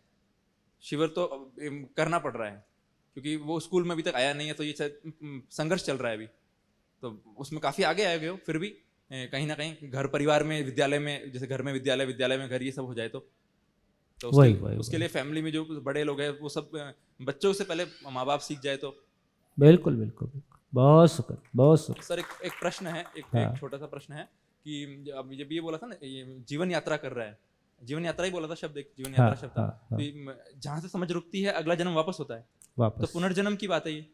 हाँ, पुनर्जन्म देखो, इसको कोई रहस्य में जैसा लेने की जरूरत नहीं है। तो ये समझ में देखो, ये तो बहुत क्लियर है। मैं मरना चाहता हूँ क्या? कोई भी व्यक्ति से पूछो मरना चाहते हो क्या, क्या बोलेगा? नहीं, जबकि उसने लाश को जलते हुए देखा है। तो जब हमने लाश को इतनी बार जलते हुए देखा है तो हमको ये स्वीकृति क्यों नहीं है कि हाँ मैं, कि स्वीकृति, मरने की स्वीकृति क्यों नहीं आती? ये छोटी छोटी बातों को भी सोचेंगे, क्योंकि बेसिकली जिससे पूछ रहे हैं वो नहीं मरता है, पूछने वाला भी नहीं मरता है, जो बता रहा है वो भी नहीं मरता है। मैं कभी नहीं मरता हूं, इसलिए किसी भी मानव में मरने की स्वीकृति नहीं है। इसलिए मानव अपनी उम्र को लंबी देखना चाहता है, इसलिए मानव साइंटिफिकली कोई ऐसा इनोवेशन करना चाहता है कि शरीर अमर हो जाए, जबकि मूल में वो अमर है ही। तो मैं अमर हूं, ये एक सच्चाई है। शरीर बदलता है, इसको हमने बचपन से आज तक बदलते हुए देखा है। तो एक दिन पूरा ही बदल जाता है, एक दिन ये था ही नहीं, तो एक दिन माँ के गर्भ में भी बना था, एक दिन दोबारा वापस मर जाता है। तो इसका मतलब है शरीर अपने आप में परिवर्तनशील चीज़ है, ये एक सच्चाई है। मैं अमर हूँ, ये एक सच्चाई है। और मैं अमर हूँ और मेरे भीतर पूर्णता की प्यास है। अब पूर्णता की प्यास एक गाड़ी से पूरी नहीं होगी, एक यात्रा में पूरी नहीं होगी, तो अगली गाड़ी चलाऊंगा कि नहीं चलाऊंगा? सिंपल इतनी सी बात है। तो पुनर्जन्म जैसे शब्दों को लाते हो तो उसके साथ में बहुत सारा रहस्य जुड़ता है। तो इतना ही है कि जीवन अपनी पूर्णता को पाने के लिए बार बार शरीर चलाता है, चला सकता है। इसी को हम पुनर्जन्म कहना चाहें कह लें, ना कहना चाहें मत कहें। सर आदिगुरु शंकराचार्य ने कहा है कि पुनरुपि जननम पुनरुपि मरणम जठरे शयनम ई संसारे बहुदुस्तारे भज गोविंद भज गोविंद। तो इसमें उन्होंने कहा कि बार बार जन्म होता है, बार बार मरता है, माँ की कोख में वापस जाता है, और संसार एक दुख है, उन्होंने ये बोला। तो उन्होंने इस कॉन्टेक्स्ट में बोला था कि हम सबको देख के उन्होंने ऐसा बोला। हाँ, संसार दुख, मतलब वो कहने का उस समय की भाषा और कहने का कोई तरीका होगा। अब उनको जैसा उनको लगा उन्होंने कहा। तो सार क्या समझ में आया? संसार दुख नहीं है, ये शरीर को चलाने वाला जीवन भ्रमित है, ये स्वयं को शरीर मान लेता है, इसलिए संसार दुख रूप हो जाता है। जिस दिन वो मैं को पहचान लेगा, ये संसार तो देखो, यदि ये संसार का ये दुख रूप होता, इसका कोई प्रयोजन ना होता, तो इसके एग्जिस्ट होने का पर्पस भी क्या होता। यदि ये संसार एग्जिस्ट करता है, ये शरीर एग्जिस्ट करता है, स्त्री पुरुष एग्जिस्ट करता है, मानव से बच्चा पैदा होता है, तो इसका कोई पर्पस होगा कि ये बिना पर्पस के इतनी बड़ी दुनिया? पर्पस होगा। तो पर्पस क्या है? तो पर्पस तो यही है कि जीवन शरीर के बिना अपनी जागृति को पूरा नहीं कर सकता है। फिर हम ये भी कहते हैं देवता भी मानव शरीर पाने को तरसते हैं। ये क्या क्या बातें बोल रहे हैं? तो इसका मतलब ये हुआ कि शरीर एकमात्र साधन है जिसके माध्यम से मानव अपनी पूर्णता को, अपनी जागृति को, अपने भीतर अभाव से मुक्ति, भय से मुक्ति, है ना, और वो state of stable state of mind, उस स्थिति को पाने के लिए शरीर एकमात्र साधन है। चूंकि ये शरीर एकमात्र साधन है और हमको ये जागृत होने का रास्ता नहीं दिख रहा है, अब तक जो भी साधनाओं के रूप में उपलब्ध रहा वो सभी करेंगे नहीं, बाकी तो खा पी के फाइनली कोई दिन दुखी होने की तरफ जाना ही है। मैं तो कहता हूँ 60 होने दो, पता चलेगा ज़िंदगी भर क्या कमाया। 60 के बाद ना पैसा काम आ रहा है, ना आपका पद काम आ रहा है, परिवार पहले ही छोड़ के जा चुका होता है। मैं तो तमाम उन लोगों से मिलता हूँ जिनका 10,000 crore, 15,000 crore, bureaucracy, IAS, secretary, मंत्री, कुछ फर्क नहीं पड़ता जीवन को इस बात से तुम क्या हो गए हो। वो कहता माल बताओ कितना है। ज्ञान के रूप में माल नहीं है तो आप खाली ही महसूस करते हैं। सर भगवान बुद्ध को देखते हैं तो संसार दुख रूप नहीं है। तो उनको शादीशुदा थे, परिवार था, उनका जन्म में ये निकला था कि ज्योतिर्विद्या से जो पिता ने पूछवाया जहाँ से भी, तो वहाँ से पता लगा कि इनका जीवन आगे संन्यास जीवन है, तो उनको इसी ऐसे सुख में डाल दिया जहाँ से वो बाहर नहीं निकल सके। बाहर आए, उन्होंने देखा, सब प्रक्रिया देखी, मरता हुआ व्यक्ति, बूढ़ा व्यक्ति, किसी को भीख मांगते हुए, हर चीज़ देखी उन्होंने। तो उस समय उनको समझ नहीं आई, वो निर्वाण प्राप्त करने चले गए, या तो उनको समझ नहीं हुई इस चीज़ की। नहीं भाई, उस समय ये अनुसंधान था ही नहीं, तो उन्होंने अपने तरीके से देखो, संसार में हमेशा विज्ञान जगत में भी, चैतन्य जगत में भी वो लोग हमेशा ही रहे हैं जो अपने काल से आगे देखते रहे हैं। यही वो लोग हैं जो समाज को जंगल युग से निकाल के यहाँ तक लेके आए। तो इसका मतलब हुआ कि भगवान बुद्ध ने अपने समय में जहाँ समस्याएं थी वहाँ से आगे कुछ खोजने की, देखने की कोशिश की, उनको जो मिला उसको संसार को बताया, उससे जो भला होना था हो गया, जो नहीं हुआ वो शेष है। इतनी तो बात हुई। लेकिन इससे ये समझ में आया कि मानव की तलाश रही, हर मानव जितने सुख के साथ जी रहा होता है उससे अधिक सुख की कामना के साथ बना ही रहता है। ये खोज जारी ही रहेगी जब तक मानव अपनी मंजिल को नहीं पा लेता है। बढ़िया। तो किसी को कहीं भी कैद कर लो, जिसकी जो यात्रा है वो अपनी यात्रा करेगा। एक आपकी अनुमति से, हालांकि बोलने वालों को नहीं बोलना था, लेकिन नहीं कोई बात नहीं, इतनी रोचक बात। भाई ने, आपका क्या शुभ नाम है? नहीं आप वहीं रहिए, आपसे बात करनी है सर। नहीं आप माइक रखिए, ऐसा बोल रहे हैं। हाँ, आपसे निवेदन है कि माइक रखिए, आपकी अनुमति से। हाँ बोलिए। इनसे कुछ चर्चा कर है, जो कि या प्रश्न कह लीजिए। बोलिए करिए। जो कि सबका शायद भला होगा या विद्या का भी थोड़ा कल्याण होगा। आपका क्या शुभ नाम हुआ? हाँ माइक ले लीजिए आप। सर देवी पाल।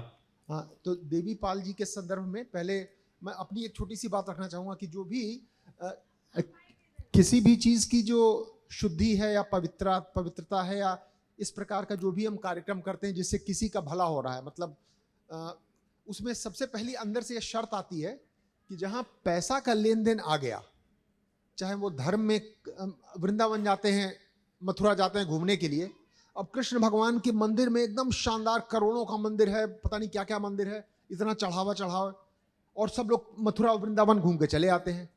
पूरी जीवन में कृष्ण भगवान जंगल में रहे, कभी मंदिर, जब तक द्वारका नहीं आए थे तो जंगल में घूमे, गाय चराए हैं मथुरा वृंदावन में। तो वो मतलब सब चीज़ को हम लोग अध्यात्म और धर्म को भी पैसे से ही तौल देते थे।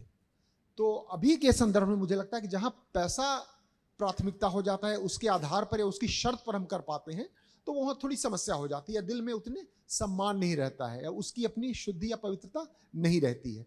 तो देवी भाई से मैं वो खाली जानना चाहता हूँ, अजीब झकझोरने वाली बात है कि ये बेचारे युवा अवस्था में 25-30 की अवस्था है, खोज पे निकल पड़े, बहुत अच्छी बात है, और घर 5 महीने के अंदर घर परिवार का 6 लाख फूंक डाला।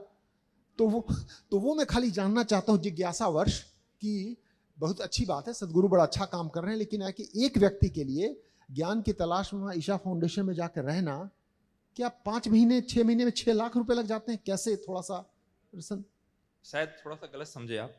मेरे को योगा ट्रेनिंग करनी थी और उससे पहले भी पूजा पाठ जीवन में रहा, हमेशा से मान्यता अनुसार रहा। नहीं वो स्पेसिफिकली वो 6 महीना और 6 लाख 6 महीने वो मेरे को हमेशा से, मैं बताऊं कि योग सिर्फ योगा के पर्पज से कहूँ तो वहाँ मतलब लोग ये समझा रहे हैं कि योग करने से महामानव बन जाओगे, ऐसा कुछ नहीं है। वो सब समझ रहा हूँ। हाँ। मैं खाली धन की बात सोच रहा 6 हूँ। लाख रुपए। हाँ, मैं 6 महीने में 6 लाख रुपए लग गए आपको। वो खर्चा कहाँ हुआ ये पूछ रहे हैं। वो खर्चा ना मेनली योगा, बस ऐसा स्पेशल तो ईशा फाउंडेशन में ही पेमेंट हुआ ना? पेड होता है। ईशा फाउंडेशन की फीस है वो। हाँ, ये फीस है, मतलब उनका फिक्स है, सबसे ज्यादा उन्हीं की फीस है अभी। और मैंने भी यही था कि सबसे बेस्ट कौन सा है वहीं जाऊंगा। सदगुरु एक दिन यूट्यूब पे आ गए सामने, तो सर तो वही बात है ना, यहाँ पर वही 4 चक्का से हम विष्णुनगर से अहमदाबाद जाते हैं और वो 5 लाख की भी गाड़ी होती है और 1.5 करोड़ की रोल्स रॉयस भी होती है। तो खैर इसमें मैं नहीं जाऊंगा, मुझसे बेहतर सोम भाई बता पाएंगे। लेकिन वो एक पवित्रता वाली बात थी, तो थोड़ा सा मैं खुद स्पष्टीकरण चाहता था कि है वही, यहाँ पर लिखा जाता है कुछ अपना कंट्रीब्यूशन करना होता है शिविर में। हाँ भाई, कम से कम आप अपने इसमें कोई ना बोलने वाला कमा रहा है ना आयोजक कमा रहा है ना, आप अपने भोजन का खर्च स्वयं वहन करें, ऐसी अपेक्षा है, क्योंकि नहीं तो हमको कहीं से मांग के लाना पड़ेगा और नीचे में ये भी तो लिखा रहता हमको है कहीं हाथ ना फैलाना पड़े। इसलिए आप अपना भोजन का कंट्रीब्यूशन कर दें ताकि ये व्यवस्था चलती रहे। और उसमें भी एक अच्छी बात होती है, नीचे लिखा रहता है कि फिर भी अगर नहीं संभव हो तो वो भी उसकी अनिवार्यता नहीं है। हाँ, फिर हम कहीं हाथ फैला ही लेंगे, आप नहीं भी दोगे तो ऐसी बात। तो वही है मतलब। तो थैंक यू वेरी मच। और वो जो भज गोविंदम भज गोविंदम भज गोविंदम मूलमते पढ़ते आए थे, इन्होंने एक वो वाली लाइन खाली जोड़ दिया कि लास्ट में होता है भज गोविंदम भज गोविंदम भज गोविंदम मूलमते, हे मूर्ख गोविंद का नाम भजते रहो और सुखी हो जाओगे। तो वो कैसे गोविंद का नाम भजना शायद आप सिखा रहे हैं। तो बहुत बहुत धन्यवाद। माइक। हाँ, वही बोलना था कि भज गोविंद जिस कॉन्टेक्स्ट में हम ले रहे हैं शायद वो गलत हो। वो हमें पता नहीं कि भज गोविंद का कैसे लेना है नाम, वो नहीं पता था। तो देखिए, इसलिए पास्ट पे कोई भी कमेंट करना उचित नहीं है, क्योंकि जिस बात को हम नहीं समझते हैं उस पर कोई टिप्पणी करे वो उचित नहीं है। हाँ, मैं इसको समझने की कोशिश कर रहा हूँ, इसको मैं समझा हूँ किसी हद तक, उसको मैं आपसे शेयर कर सकता हूँ। बाकी आपको लगता है कि ज़िंदगी कहीं और मिल सकती है, शुभकामनाएं, क्या दिक्कत है, सब जगह घूम के आ जाओ। हाँ सर, लालच मेरे मन में भी था। हाँ। कि जब फेम पानी थी उसके चक्कर में मैंने सोचा योगा कर सीखने जाता हूँ, लग रहा है तो सदगुरु का नाम से हमें फेम मिलेगी बहुत, और उस चक्कर में हमारा भी नाम होगा और पैसा भी मिला उसका अच्छा। आके मेरा ही मन में था कि वहां से 6 लाख में करूंगा तो मैं भी लाखों कमाऊंगा। बिल्कुल। और मेरा ये जो मार्ग था ये वो सिद्ध भी हुआ। वो जगह जहाँ मैं गया था वहां मुझे पैसा अच्छा मिला, 4 दिन का 21,000 रुपये मिला था, तो मेरे लिए तो अच्छा ही था। बिल्कुल बिल्कुल। तो वो खुद के मन में भी लालच था बहुत बड़ा।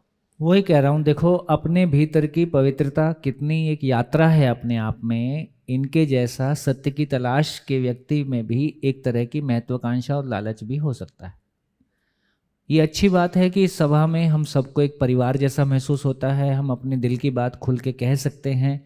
मेरे को लगता है कि कहीं तो जगह हो जहाँ हम अपने दिल की बात कह सकें, नहीं तो सभी सभाओं में हम एक आडंबर ओढ़ के रखते हैं और कुछ बड़ा बड़ा दूसरों को प्रभावित करने के लिए बोलना चाहते हैं। तो यहाँ बिना किसी लाग लपेट के हम साफ सुथरी बात कर सकते हैं।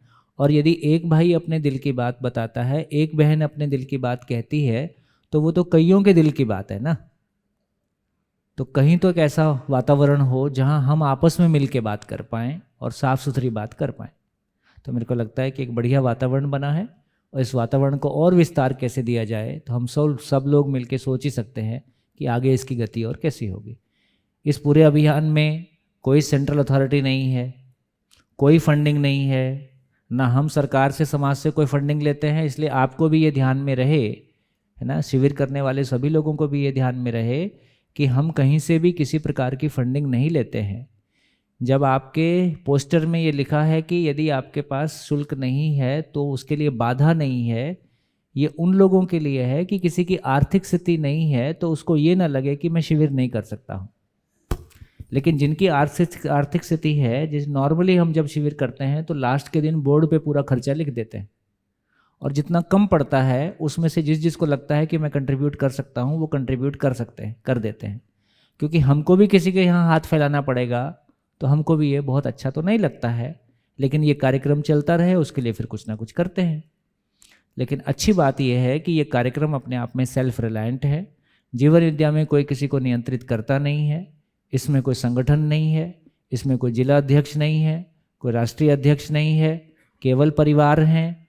केवल समझना है, अपनी दाल रोटी खा के समझना है, अपनी दाल रोटी खा के दूसरों के समझने के लिए अपने समय का नियोजन करना है, अपनी तृप्ति के लिए करना है, और सभी परिवार इसमें अपने तरीके से आगे बढ़ते हैं।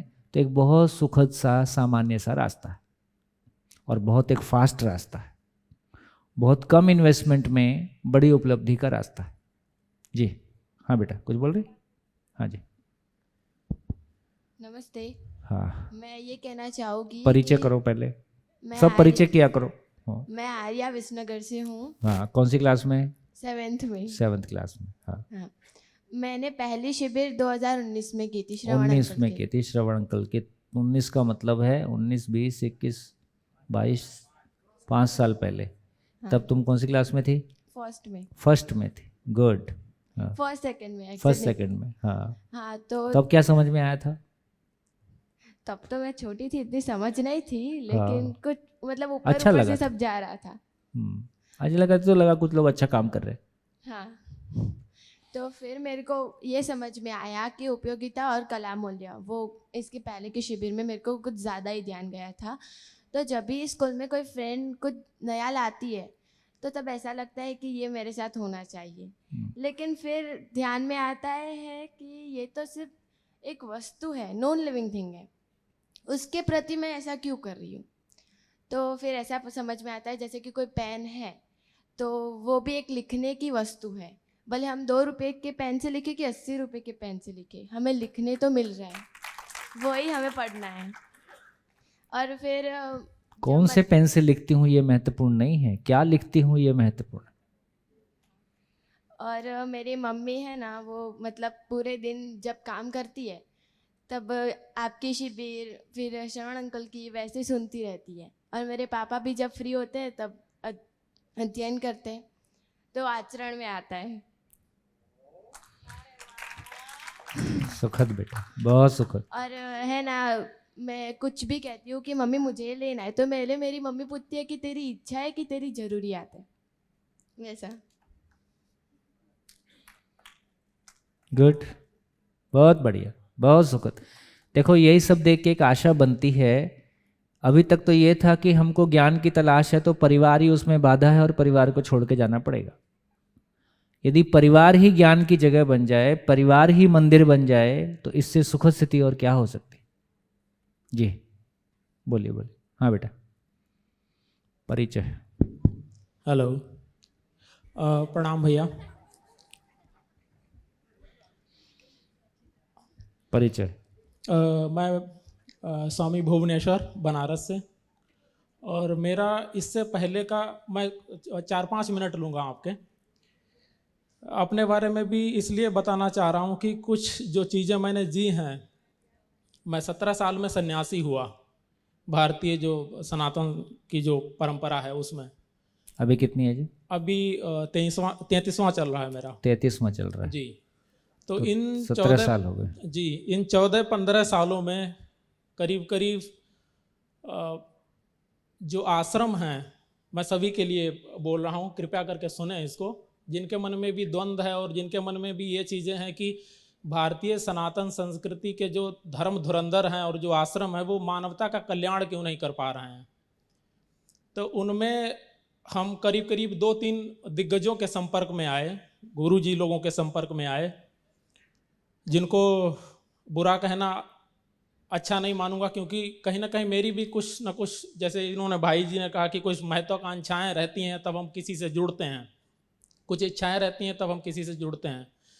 तो जो इन लोगों ने जो व्याख्या की है धर्म की, जिससे मानवता का कल्याण नहीं हो, उनमें से एक चीज़ ये भी है, जैसे भगवान कृष्ण ने कहा कि चतुर्वर्ण मया सृष्टि गुण कर्म विभाग सा, तो ये किसी का समझ में नहीं आया। उन्होंने भागवत के माध्यम से कहा, उन्होंने गीता के माध्यम से कहा, लेकिन सामने बैठे हुए एक भी व्यक्ति का उससे कल्याण नहीं हुआ।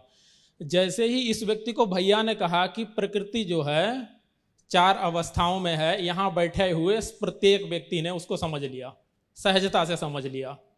और वो वही बात है जो भगवान कृष्ण गीता में कह रहे हैं। गुण कर्म के आधार पे भैया भी समझा रहे हैं और हम लोगों के सबकी समझ में आ रहा है, और ये भी समझ में आ रहा है, इसको हम जी रहे हैं। और उन 4 अवस्थाओं की जीवों की स्थिति को भी समझ रहे हैं। तो गुण भी समझ में आ रहा है, कर्म भी समझ में आ रहा है। फिर दूसरी एक चीज ये थी कि भगवान कृष्ण खुद उस जीवन विद्या को जी रहे हैं। वो अर्जुन के अस्तबल में जाके घोड़े की सेवा भी कर रहे हैं, वो ज्ञान भी दे रहे हैं, वो मैं को भी समझ रहे हैं, जिसको भैया जीवन कह रहे हैं। वो कहते हैं कि अगर मैं व्यवस्थित तरीके से प्रकृति के साथ में सामंजस्यपूर्ण ना जीऊं अर्जुन, तो ये जो लोग हमको देख कर जीने वाले लोग हैं, हमको आदर्श मानकर जीने वाले लोग हैं, ये अनार्की को प्राप्त हो जाएंगे। सारी सृष्टि में ही खलबली मच जाएगी, जिसको भैया अव्यवस्था बोल रहे हैं। तो सारी चीजें हमारे आदर्शों के द्वारा, राम जी भी उसी तरीके से प्रकृति के सानिध्य में समरसता में जीते हुए चले जा रहे हैं। उनके मन पे क्रोध नहीं, उनके पत्नी को हरण करके ले जाने वाला व्यक्ति उनके सामने खड़ा हुआ है, उस व्यक्ति के चेहरे पे सिकन नहीं है, क्रोध नहीं है। वो भी जीवन विद्या को जी रहा है। वो जान रहा है कि मेरा सम्मान मुझ में है, ये रावण मेरा अपमान नहीं कर सकता। मेरी आवश्यकताएं हमको पता है कि कितनी है, दो वस्त्र से हमारी जरूरत पूरी हो जा रही है। हमको करना क्या है, समरसता लानी है, वो भी उद्देश्य भी उसका स्पष्ट है। तो हमारे जो आदर्श थे उनको जो प्रस्तुत करना था समाज में, वो हमारे व्याख्याकारों ने, महामंडलेश्वरों ने गर्क किया, समाज को नहीं बता सके वो, या उनकी सामर्थ्य नहीं थी। तो इस मामले में एक बार सभी लोग मिलके दिल से भैया के लिए ताली बजाइए कि उन्होंने यथार्थ धर्म को जीवन विद्या के माध्यम से हम सभी लोगों तक पहुंचा दिया। तो आदर्श गलत नहीं थे, ऐसा मेरा मानना है। संयोग से कोठारी साहब, इससे पहले मैं भीलवाड़ा में आया था स्वामी चरण स्वामी रघुवंशी जी महाराज जी के सानिध्य में। उन्होंने एक दिन हमको बोला, तो मैं उनसे खूब तर्क वितर्क कर रहा था। और आप लोगों ने सुना होगा, एक रेखी करके एक विद्या है। मैं जिन महापुरुषों के सानिध्य में अभी इससे पहले रह रहा था 15 साल, उन्होंने हमको विद्या सिखाई और मेरे को आचार्य बनाया कि आप किसी को शक्तिपात करोगे बेटा, तो उसको भी इमोशनल बैलेंस हो जाएगा, उसको भी स्पिरिचुअल बैलेंस हो जाएगा, उसके चक्र जगने लग जाएंगे। उस विद्या को सीखने के बाद भी 3 साल तक हमें बैलेंस नहीं हुआ। इस चीज को मेरे को स्वीकारने में कोई, ना तो मेरी साधुता दाव पे लगी है, ना तो मेरा व्यक्तिगत जीवन दाव पे लगा। और मैं जिद से अपने घर से, मैं इस जिद से घर छोड़ा कि मैं यथार्थ जीवन को जीऊंगा, किसी की गुलामी नहीं करने जा रहा। मैं, मेरे से किसी की नौकरी नहीं होगी, मैं राजा बन के पैदा हुआ हूँ, राजा बन के ही जीऊंगा। तो ये सोच से मैं अध्यात्म में आया, साधुता में आया। तो मेरे से समझौता नहीं हुआ। 14 साल के बाद मैंने उनके आश्रम को त्याग दिया, ये कह के कि अब समाधान जहां मिलेगा वहां मैं समर्पण करूंगा, सीखूंगा। तो मानव जीवन तो बड़ा सहज है, जैसा भैया बता रहे हैं। कुछ चीजें जो हम 14 सालों में नहीं सीखे, यहाँ के 4 दिन में सीख गए। और मैंने पहले दिन जाके स्वामी जी को साष्टांग दंडवत किया है। वो कह रहे थे, तो आज तो बड़े उछलते कूदते आ रहे हो, पहले दिन तो आए थे तो बड़ा मुंह बना के आए हुए थे। मैंने कहा कि स्वामी जी, मैं भैया को जनक की स्थिति में मानता हूं। ये कितनी बड़ी छाती की बात है कि कोई व्यक्ति अपनी धर्म पत्नी को अपने सामने बैठा के और हम सभी लोगों को जीवन सिखा रहा है। वो वही व्यक्ति कर सकता है जिसने जीवन जिया हो।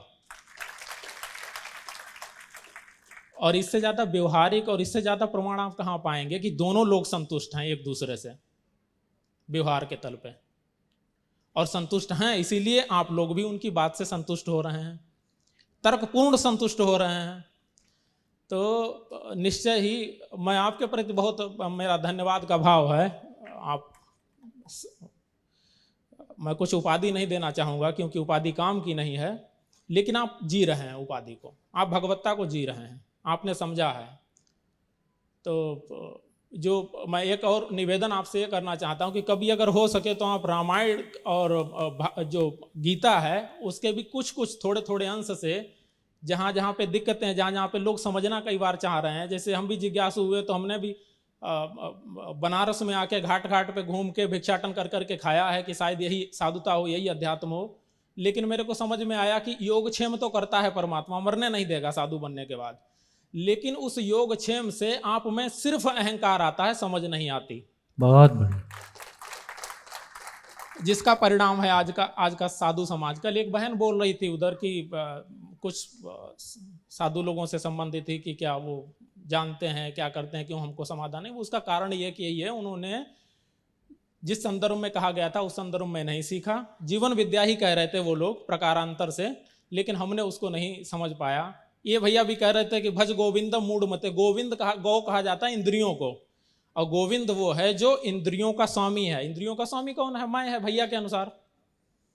तो शंकराचार्य जब जोशी मठ में जाके, जिसको ज्योतिर्मठ भी कहते हैं, जहां पे उनकी ज्योति जली, उनको ज्ञान हुआ, उनको समझ प्रकट हुई, तो उन्होंने जाना कि मैं ही गोविंद है। हे मूढ़ मते, अपनी इंद्रियों के हिसाब से चलने वाले, हे सिर्फ जीते हुए मनुष्य, इंद्रियों के हिसाब से, इंद्रियों के जो स्वामी हैं, मैं है, समझ है, उसके हिसाब से चल, हे मूढ़ मते। बस इतना सा ही उनका अर्थ था। लेकिन हमने गोविंद को कोई आकाशीय तत्व बना दिया जो हमारी पहुंच के बाहर है। अब हम उनके लिए ध्यान कर रहे हैं, बद्रीनाथ जा रहे हैं, केदारनाथ जा रहे हैं, जो हमको कहीं नहीं मिल रहा है। 10 मिनट की हारमोनी आ जा रही है, उससे हम उठ के घर में अपने लिए धार्मिक माहौल पैदा कर ले रहे हैं कि बेटा तो हमारा बड़ा धार्मिक है, बड़ा ध्यान कर रहा है। लेकिन उसके बाद फिर शाम होते होते हम टीवी देख ले रहे हैं, मोबाइल देख रहे हैं, हमारी जो मानसिक दशा है वो विकृत हो जा रही है, हम ज्यों कहती हूँ फिर से हो जा रहे हैं। तो ये कहीं ना कहीं हमको समझण नहीं दे रहा है, समाधान नहीं दे रहा है, समझ नहीं दे रहा है, उसका परिणाम है। तो समझ उसके माध्यम से आएगी जब हम व्याख्याओं को अनुकूल अपने हिसाब से, समझ के हिसाब से, जो यथार्थ उनका रूप है, जो सार्वभौमिक हो, सर्वदेशिक हो, सर्वकालिक हो, इस कसौटी पे जब हम कसेंगे और कोई चीज़ अगर उस पर सत्य साबित होती है, उसके हिसाब से जब चलने लग जाएंगे तो सब लोग सत्ययुक्त हो जाएंगे, न्याययुक्त हो जाएंगे। उसके लिए भैया का प्रयास अद्वितीय है। बहुत बहुत धन्यवाद आपका, सभी का धन्यवाद। हाँ धन्यवाद भैया। हाँ जी। मैं सोजित्रा साक्षी हूँ सूरत से। क्या कर रही हो? मैं अभी 12th में आई। 12th में आई। अब मैं भैया ये क्वेश्चन था मेरे को, मैं छोटी हूँ या बड़ी हूँ? क्योंकि मैं छोटी थी तभी मम्मी बोलती थी कि तू कितनी बड़ी हो गई, बाहर खेलने नहीं जाती। अब 18 साल की हो गई है सर, मेरे अंकल है ना अभी जो आए, वो सब बोलते तू अभी छोटी है, तेरे से कुछ हो ही नहीं पाएगा। ये तो क्या बोलूँ क्या उस सबको? मैं छोटी हूँ या बड़ी हूँ, मेरे को कुछ पता ही नहीं है।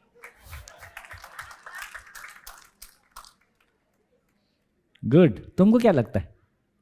मेरे को कुछ लगता ही नहीं है। सब बोलते हैं तू छोटी है और सब बोलते हैं तू बड़ी हो गई, मेरे को कुछ पता ही नहीं है। तुमको अपने बारे में क्या लगता है? तुम्हारे अंदर से कोई आवाज आती है, नहीं आती कि मैं क्या हूँ, छोटी हूँ, मैं बड़ी हूँ, मैं क्या हूँ?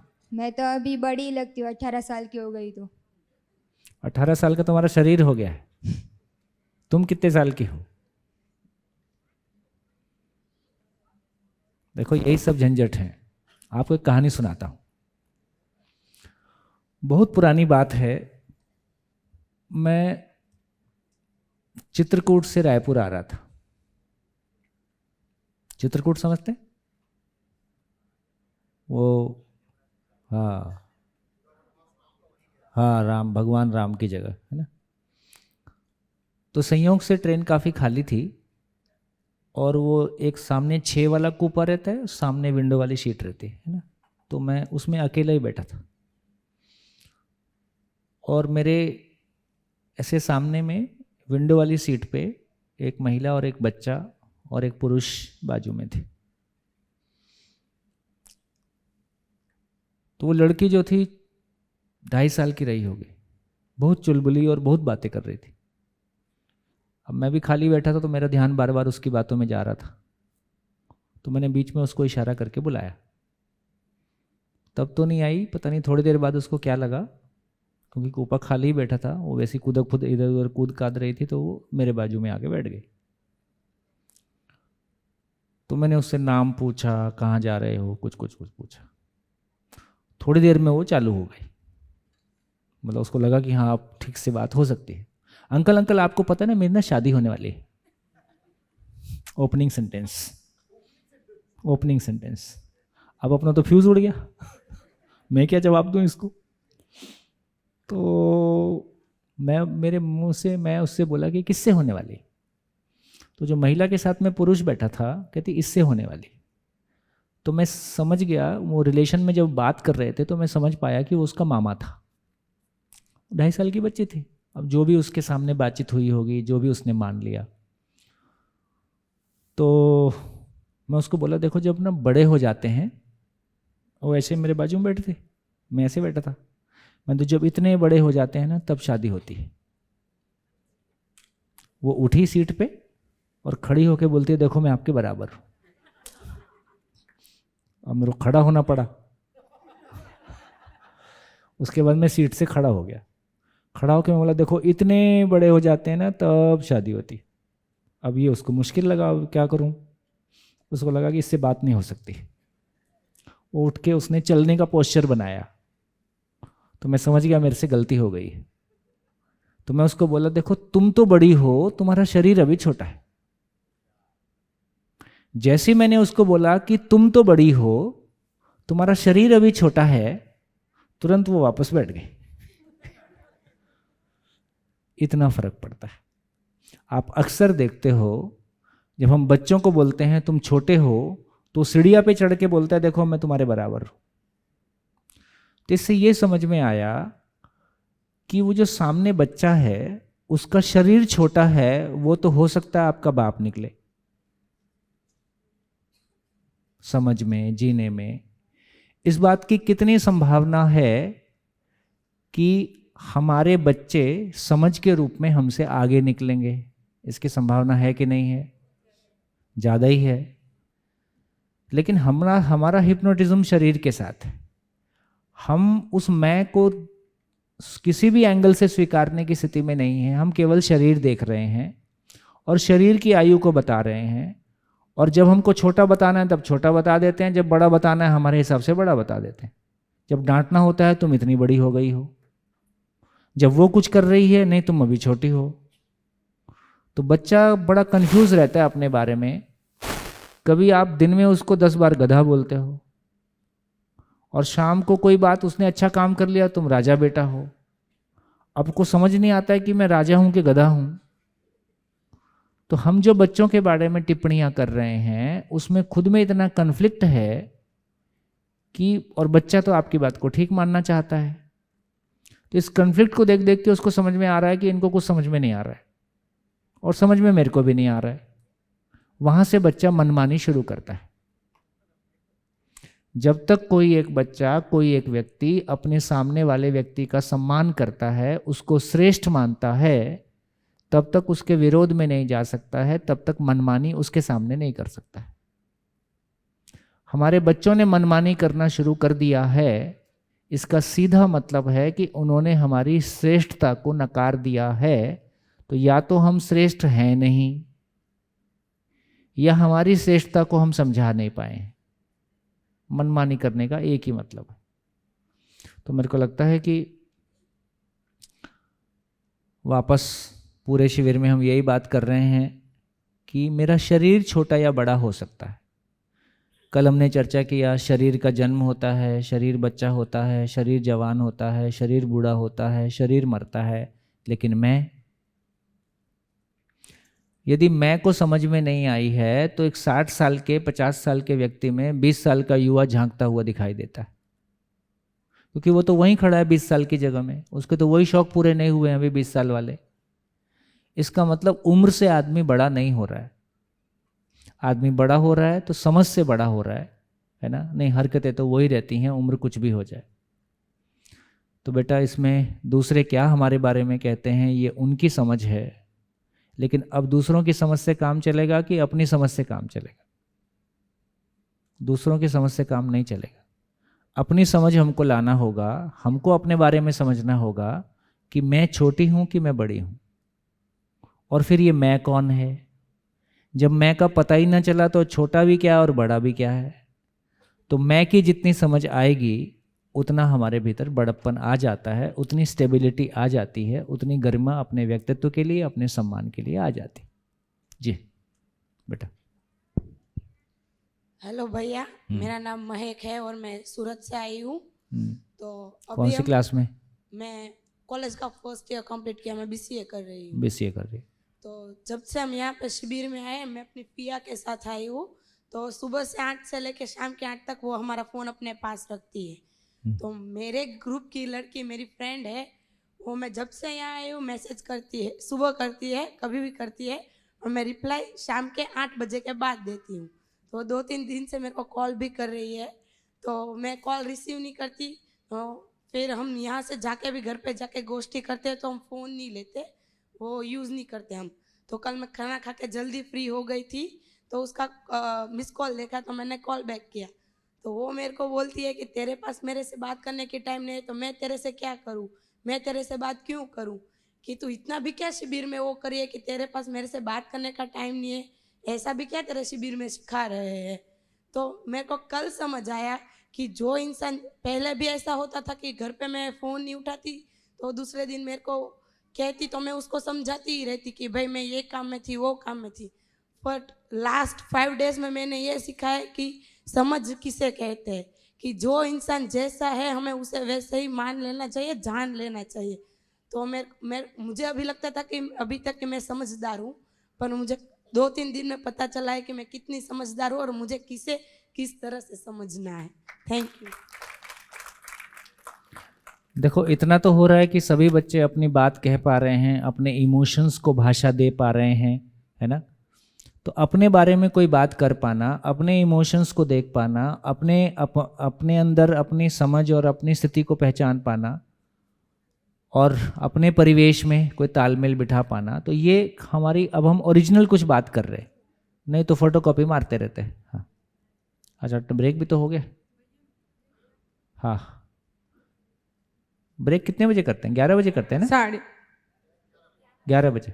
हाँ हाँ। भैया मैं मित्तल, मैं कुछ बताना चाहती हूँ कि ये 5 दिन में मेरी उपलब्धि क्या है। सबसे पहले घर से कभी भी बाहर निकलती थी, 1 घंटे में कॉल आता था। कहाँ से हो? महसाना से। महसाना से। 1 घंटे में कॉल आता था कि कब घर आओगे बच्चे, यहाँ ये है वो है। ये इतने दिन हुए, एक बार भी मेरे घर से कॉल नहीं आया कि तू कब घर आएगी। प्लस मैं घर जाती हूँ तो मेरी सास और हम सब बात साथ में बैठते हैं, मैं यहाँ से जो समझ के जाती हूँ हम डिस्कस करते हैं। तो कल मेरी सास, मतलब कल तो आपने ज़्यादा खींच लिया था, ब्रेक नहीं दिया था, तो मुझे जाते जाते 9 बज गए थे घर पे। तो वो वेट कर रही थी। मैंने कहा मम्मी मैंने आपको बोला था कि मुझे थोड़ा टाइम लगेगा तो आप सो जाना। बोले कि नहीं, मतलब तू क्या सीख के आई वो फिर मेरा रह जाएगा। उन्होंने मुझे ये भी बोला था कि ये जो आपने कल वो अंधेरा उलेचने वाली बात की थी, वो भी कहीं से शायद सुन के उन्होंने हमें घर में बताया था। हम मतलब वो ऐसे कहीं पर भी जाते हम घर में डिस्कस करते, तो उन्होंने मुझे बताया था, बट तब मेरा सिग्नल नहीं पहुंचा था कि ये अंधेरा ही नहीं है। मतलब मुझे उस टाइम समझ में नहीं आ रहा था, मैंने ऐसे छोड़ दिया था कि ये अंधेरा उलेचने वाली सुना होगा तो वो बता रही है, इट्स ओके। बट आज मेरी पकड़ में आया कि ये है क्या एक्चुअली। और फिर वो तो हो गया, घर पहुंची, कल लेट पहुंची, कपड़े पड़े थे, सब काम पड़ा था, बट मुझे वो नहीं हो रहा था अंदर से कि अरे यार ये पड़ा है, ये पड़ा है, ये पड़ा है। मैं सब छोड़ छाड़ के बच्चों को लेके सोने के लिए ऊपर चली गई। तो मतलब मुझे पहली बार मैंने लाइफ में अपने काम को ना प्रायोरिटी दे के मैंने बच्चों को प्रायोरिटी दी। और जब ऊपर गई तो बच्चों के साथ भी संवाद हो रहा था। तो मेरी बेटी ने बोला कि मम्मा पहली बार मेरे साथ ऐसे हो रहा है कि मुझे, जब मैं स्कूल में जाती हूँ पढ़ने के लिए बैठती हूँ, इतना ध्यान लगाती हूँ तो भी मुझे कुछ समझ नहीं आता है। कुछ ना कुछ ऐसी चीज़ होती कि मुझे समझ नहीं आती। मैं यहाँ ध्यान नहीं देती हूँ, बस सिर्फ सुनती हूँ, लेकिन फिर भी तू जो बा को बता रही थी वो चीज़ें मुझे समझ में आ रही है।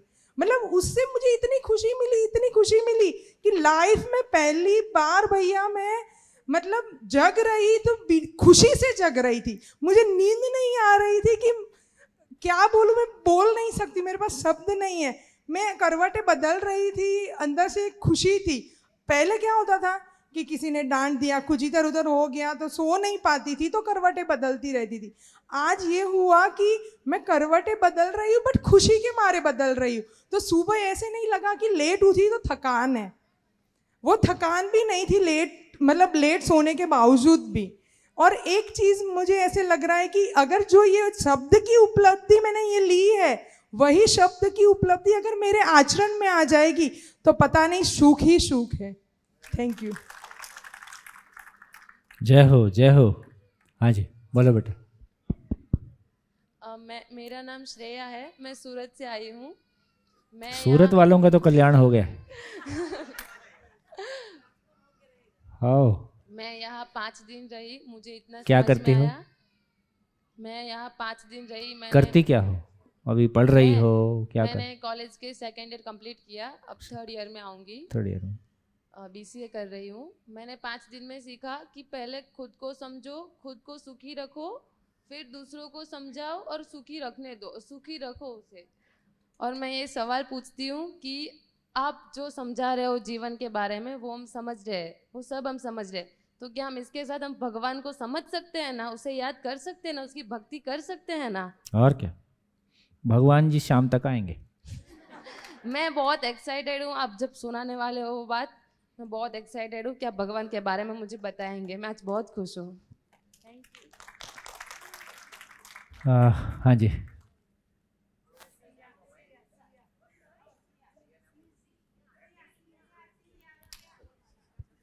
आजा आजा, गोद में आजा। हेलो, मैं सूरत से आया हूँ। हाँ जी, हाँ जी। मेरी 33 साल की मेरी उम्र है, दोनों साथ में है। कितने साल की? मेरी राय ये है कि मैं जीवन 73। हाँ, कोई नहीं कोई नहीं कोई नहीं। मेरी राय ये है कि मेरे को गुस्सा बहुत आता है। मेरा कुटुंब 10 इंसान का कुटुंब है मेरा, तो सब कंगाल गया है, मेरे को कुछ बोल नहीं सकता। तो उसका रास्ता मेरे को दिखाओ कि मेरे को क्या करने का है। परिचय शिविर 5 बार, 5 बार में कल्याण हो जाएगा। पहली बार ना बहुत सारा नया नया सुनने में आता है और ये शैली अलग है, इसलिए खासकर जिनकी थोड़ी उम्र है उनको जिंदगी भर वो कुछ और शैली में चीज़ों को सुने हैं, तो 2-3 शिविर सेट होने में लग जाता है। हाँ जी। एक सूरत वालों के सम्मान में मैं एक संविधान में संशोधन कराना चाहता हूँ। अच्छा। अब पॉलिटिकल साइंस का विद्यार्थी हूँ, तो पॉलिटिकल साइंस की भाषा में ही कुछ निवेदन करूँगा। संविधान, कॉन्स्टिट्यूशन सबको पता है? पता। कॉन्स्टिट्यूशन का पहला आर्टिकल क्या है, पहला अनुच्छेद संविधान का, किसी को पता है? नहीं, आप ही बताओ। तो ये पीछे से इसने बता दिया बालक ने। अच्छा। पहला आर्टिकल है भारतीय संविधान का, India that is Bharat shall be a union of state. ये इस बालक ने बताया, इस जगह खड़े हो जा बेटा, इतना बॉल कम। इस बालक ने आर्टिकल 1 बताया कॉन्स्टिट्यूशन का, तो ताली बजा दिया जाए एक बार इसकी। तो ठीक है, संविधान का पहला अनुच्छेद है India that is Bharat shall be a union of state. अब इसमें संविधान में संशोधन मैं कराना चाह रहा हूं। हिंदी में बता दो उसको। अच्छा, भारत इंडिया जिसका नाम भारत है संघ का गणराज्य होगा। इंडिया जो कि भारत है संघ का गणराज्य होगा। ये भारतीय संविधान का पहला। इसका मीनिंग क्या होता है, संघ का गणराज्य होगा? मतलब बहुत सारे अलग अलग स्टेट्स हैं, बहुत सारे राज्यों का। हाँ, it will be a union of states. तो मतलब ये एक संघ है, अलग अलग राज्यों का संघ होगा। तो ये पहला अनुच्छेद है हमारे संविधान का। अब इनके सम्मान में उसी अनुच्छेद में मैं संशोधन करवाऊंगा सर, एकदम सीधे मोदी जी से जाकर के। हाँ। वो ये होगा कि India that is Surat shall be a union of state. Thank you very much. इतना प्रभावित हूं इनसे, जहां जाओ वहीं, पीछे जाओ तो सूरत, आगे जाओ तो सूरत, ऊपर जाओ तो सूरत, नीचे जाओ तो सूरत। तो India that is Surat shall be a union of state. बोलो बोलो, जय हिंद। हाँ जी, बोलिए बोलिए। हाँ बेटा, मुझे एक क्वेश्चन था कि मुझे कभी कभी ऐसा लगता है कि ये सिचुएशन मैंने पहले देखी है, कभी देखी ना हो ना तो भी, तो मुझे लगता है कि मैंने देखी है पर कभी देखी नहीं, तो वो क्यों होता है? हाँ जी, जैसा इनको लगता है ऐसा कितने लोगों को लगता है? देख बेटा, पीछे मुड़ के देख, समझ में आ गया? हमको लगता है हमारे साथ ही कुछ विशेष होता है, ये बहुत कॉमन है।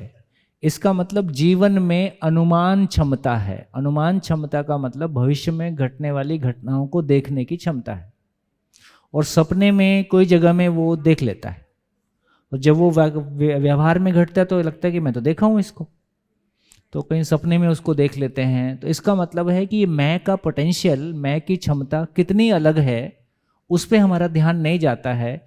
छोटी उम्र में ये चीज़ें ज़्यादा काम करती हैं, जैसे जैसे उम्र बढ़ती है फिर वो खाकरा फाफरा में खो जाता है। हाँ जी। हेलो, मैं अपने परिवार में सबसे छोटा हूँ, तो इसके पहले मैंने एक शिविर की थी ना, तो वो सब बात मैंने घर पर जाकर की, लेकिन मेरी बात किसी ने मानी नहीं। तो फिर मेरी इच्छा एक थी कि मैं सोम भाई की शिविर भरूँ, ये पहली आपकी है, तो मैं ऐसा क्या करूँ कि मेरे घर को, परिवार को, घर के लोग हैं ना, उसको ऐसा प्रस्ताव कैसे रखूँ कि शिविर में आप आ जाओ। वो आप देखिए, उसके लिए एक बढ़िया सॉल्यूशन आपको बताता हूँ। क्या हुआ कि हम लोग NIT रायपुर इंजीनियरिंग कॉलेज है, उसके बच्चों के साथ में शिविर करते थे। अब बच्चे शिविर करके बहुत उनको लगता था कि हमारे माँ बाप भी आ जाएं। हमने तो यहाँ तक देखा कि हम जब कॉलेज में नोटिस लगवाते थे, भाई तुम्हारी बेटियाँ कहीं जा रही हैं, यार एक बार देखने तो आ जाओ तुम्हारी बेटी कहाँ जा रही, कोई नहीं आता था। तो माँ बाप की स्थिति ऐसी है कि जब तक कोई इमरजेंसी क्रिएट नहीं हो जाए, उनको बच्चों के ध्यान नहीं आ रहा है। लगभग स्थितियाँ ऐसी हैं। सामान्य स्थितियों में वो बच्चों के साथ शामिल हो पाएँ, उनकी प्रायोरिटी, उनका अपनी फसावट जो भी हो, तो अब बच्चे बड़े बेचारे परेशान होते थे कि हम अपने मम्मी पापा को कैसे ला पाएँ। वो सुन लेते तो हमारे घर में कितना अच्छा हो जाता। कुछ दिन बाद हमने एक बच्चों का शिविर किया। हमने रायपुर में एक प्रयोग किया। 11th-12th के जितने रायपुर के लीडिंग स्कूल थे, सभी से 2 बॉयज़ और 2 गर्ल्स लिए, कुछ स्कूल के टीचर्स लिए और कुछ पेरेंट्स लिए, उनके साथ में एक शिविर किया। वो शिविर की रिकॉर्डिंग 2010 में हुई और वो चिल्ड्रन शिविर के नाम पे आपको YouTube में मिल जाएगा। तो उसमें बच्चे ही सारे रिस्पॉन्ड कर रहे हैं। जब बच्चा कोई कहता है कि ये टीचर ऐसे होते हैं, तो टीचर रिस्पॉन्ड कर रहा है कि ऐसा क्यों बोल रहा है। जब बच्चे बोल रहे हैं कि पेरेंट्स हमारे ऐसे करते हैं, तो फिर पेरेंट्स बोल रहे हैं कि ऐसा, तो सब आपस में एक दूसरे को रिस्पॉन्ड करते हैं और वो पूरा बच्चों का शिविर है। तो मेरे को लगता है कि ये तरीका काफ़ी प्रभावी रहा। बच्चों ने ही बताया कि हमने ऐसा किया और फिर हमारे पेरेंट्स आ गए। तो उस शिविर को बड़ों को सुनने में ज़्यादा रुचि नहीं है, क्योंकि उनको लगता है ये सभा में मैनिपुलेट करते हैं, ये अंदर से ऐसे नहीं है जैसे ये बोल रहे हैं। तो बड़ों को सुनने में ज़्यादा रुचि नहीं आती। लेकिन बच्चे जब बोलते हैं तो सबको लगता है ये अंदर से बोल रहा है और ये दिल की बात कह रहा है, और बच्चे भी बड़े भी बच्चों को सुनना चाहते हैं। तो जब वो शिविर घर में चलता है तो उसका एक तरीका हमने फिर निकाला कि जब घर में सारे लोग हों, रात को खाने के आसपास होते हैं, तो रात को खाना खा लिया तो घर में टीवी पे आप अकेले बैठ के आधा घंटा वो बच्चों का शिविर देखो। किसी को देखने के लिए बुलाओ मत और किसी को कुछ बताओ मत। तो जैसे जैसे वो शिविर चलता रहेगा, कोई आके बोलेगा ऐसे थोड़ी होता है, तो पागलपन है, तो आप बोलना मेरे को समझ में नहीं आ रहा है, आप देख के अब देखो, अब आपको कुछ समझ में आएगा तो अपन मिलके बात करेंगे। मतलब अब ये मत बोलो कि भैया मेरे को समझ में आ रहा है, तुमको नहीं आ रहा है। तो अब 30 दिन तक रोज आधा घंटा देखो। तो कभी कोई आके कमेंट करके जाएगा, कभी कोई आके कमेंट करेगा, कोई पॉजिटिव कमेंट करेगा, कोई नेगेटिव कमेंट करेगा, लेकिन लगभग 30 दिन के अंदर अंदर ऐसा कुछ हो जाएगा कि परिवार के अधिकांश लोग को ये अप्रिशिएट कर पाएंगे, यार बात तो ठीक हो रही है।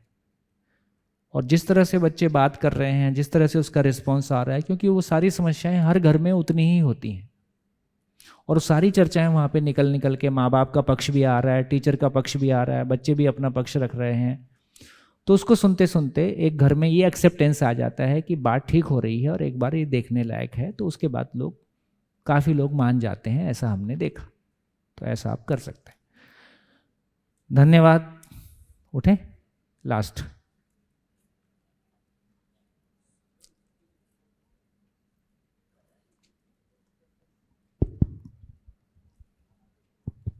उन्होंने बोला था ना थोड़ी देर पहले कि हमारे हस्बैंड को हम यहाँ कैसे लाए, तो हम सबके हस्बैंड यहाँ पे आ गए हैं हाँ वीडियो देख के। हाँ भी चलो भी हस्बैंड की सबकी जय बोलो, सारे हस्बैंडों सरप्राइज मिला है ना।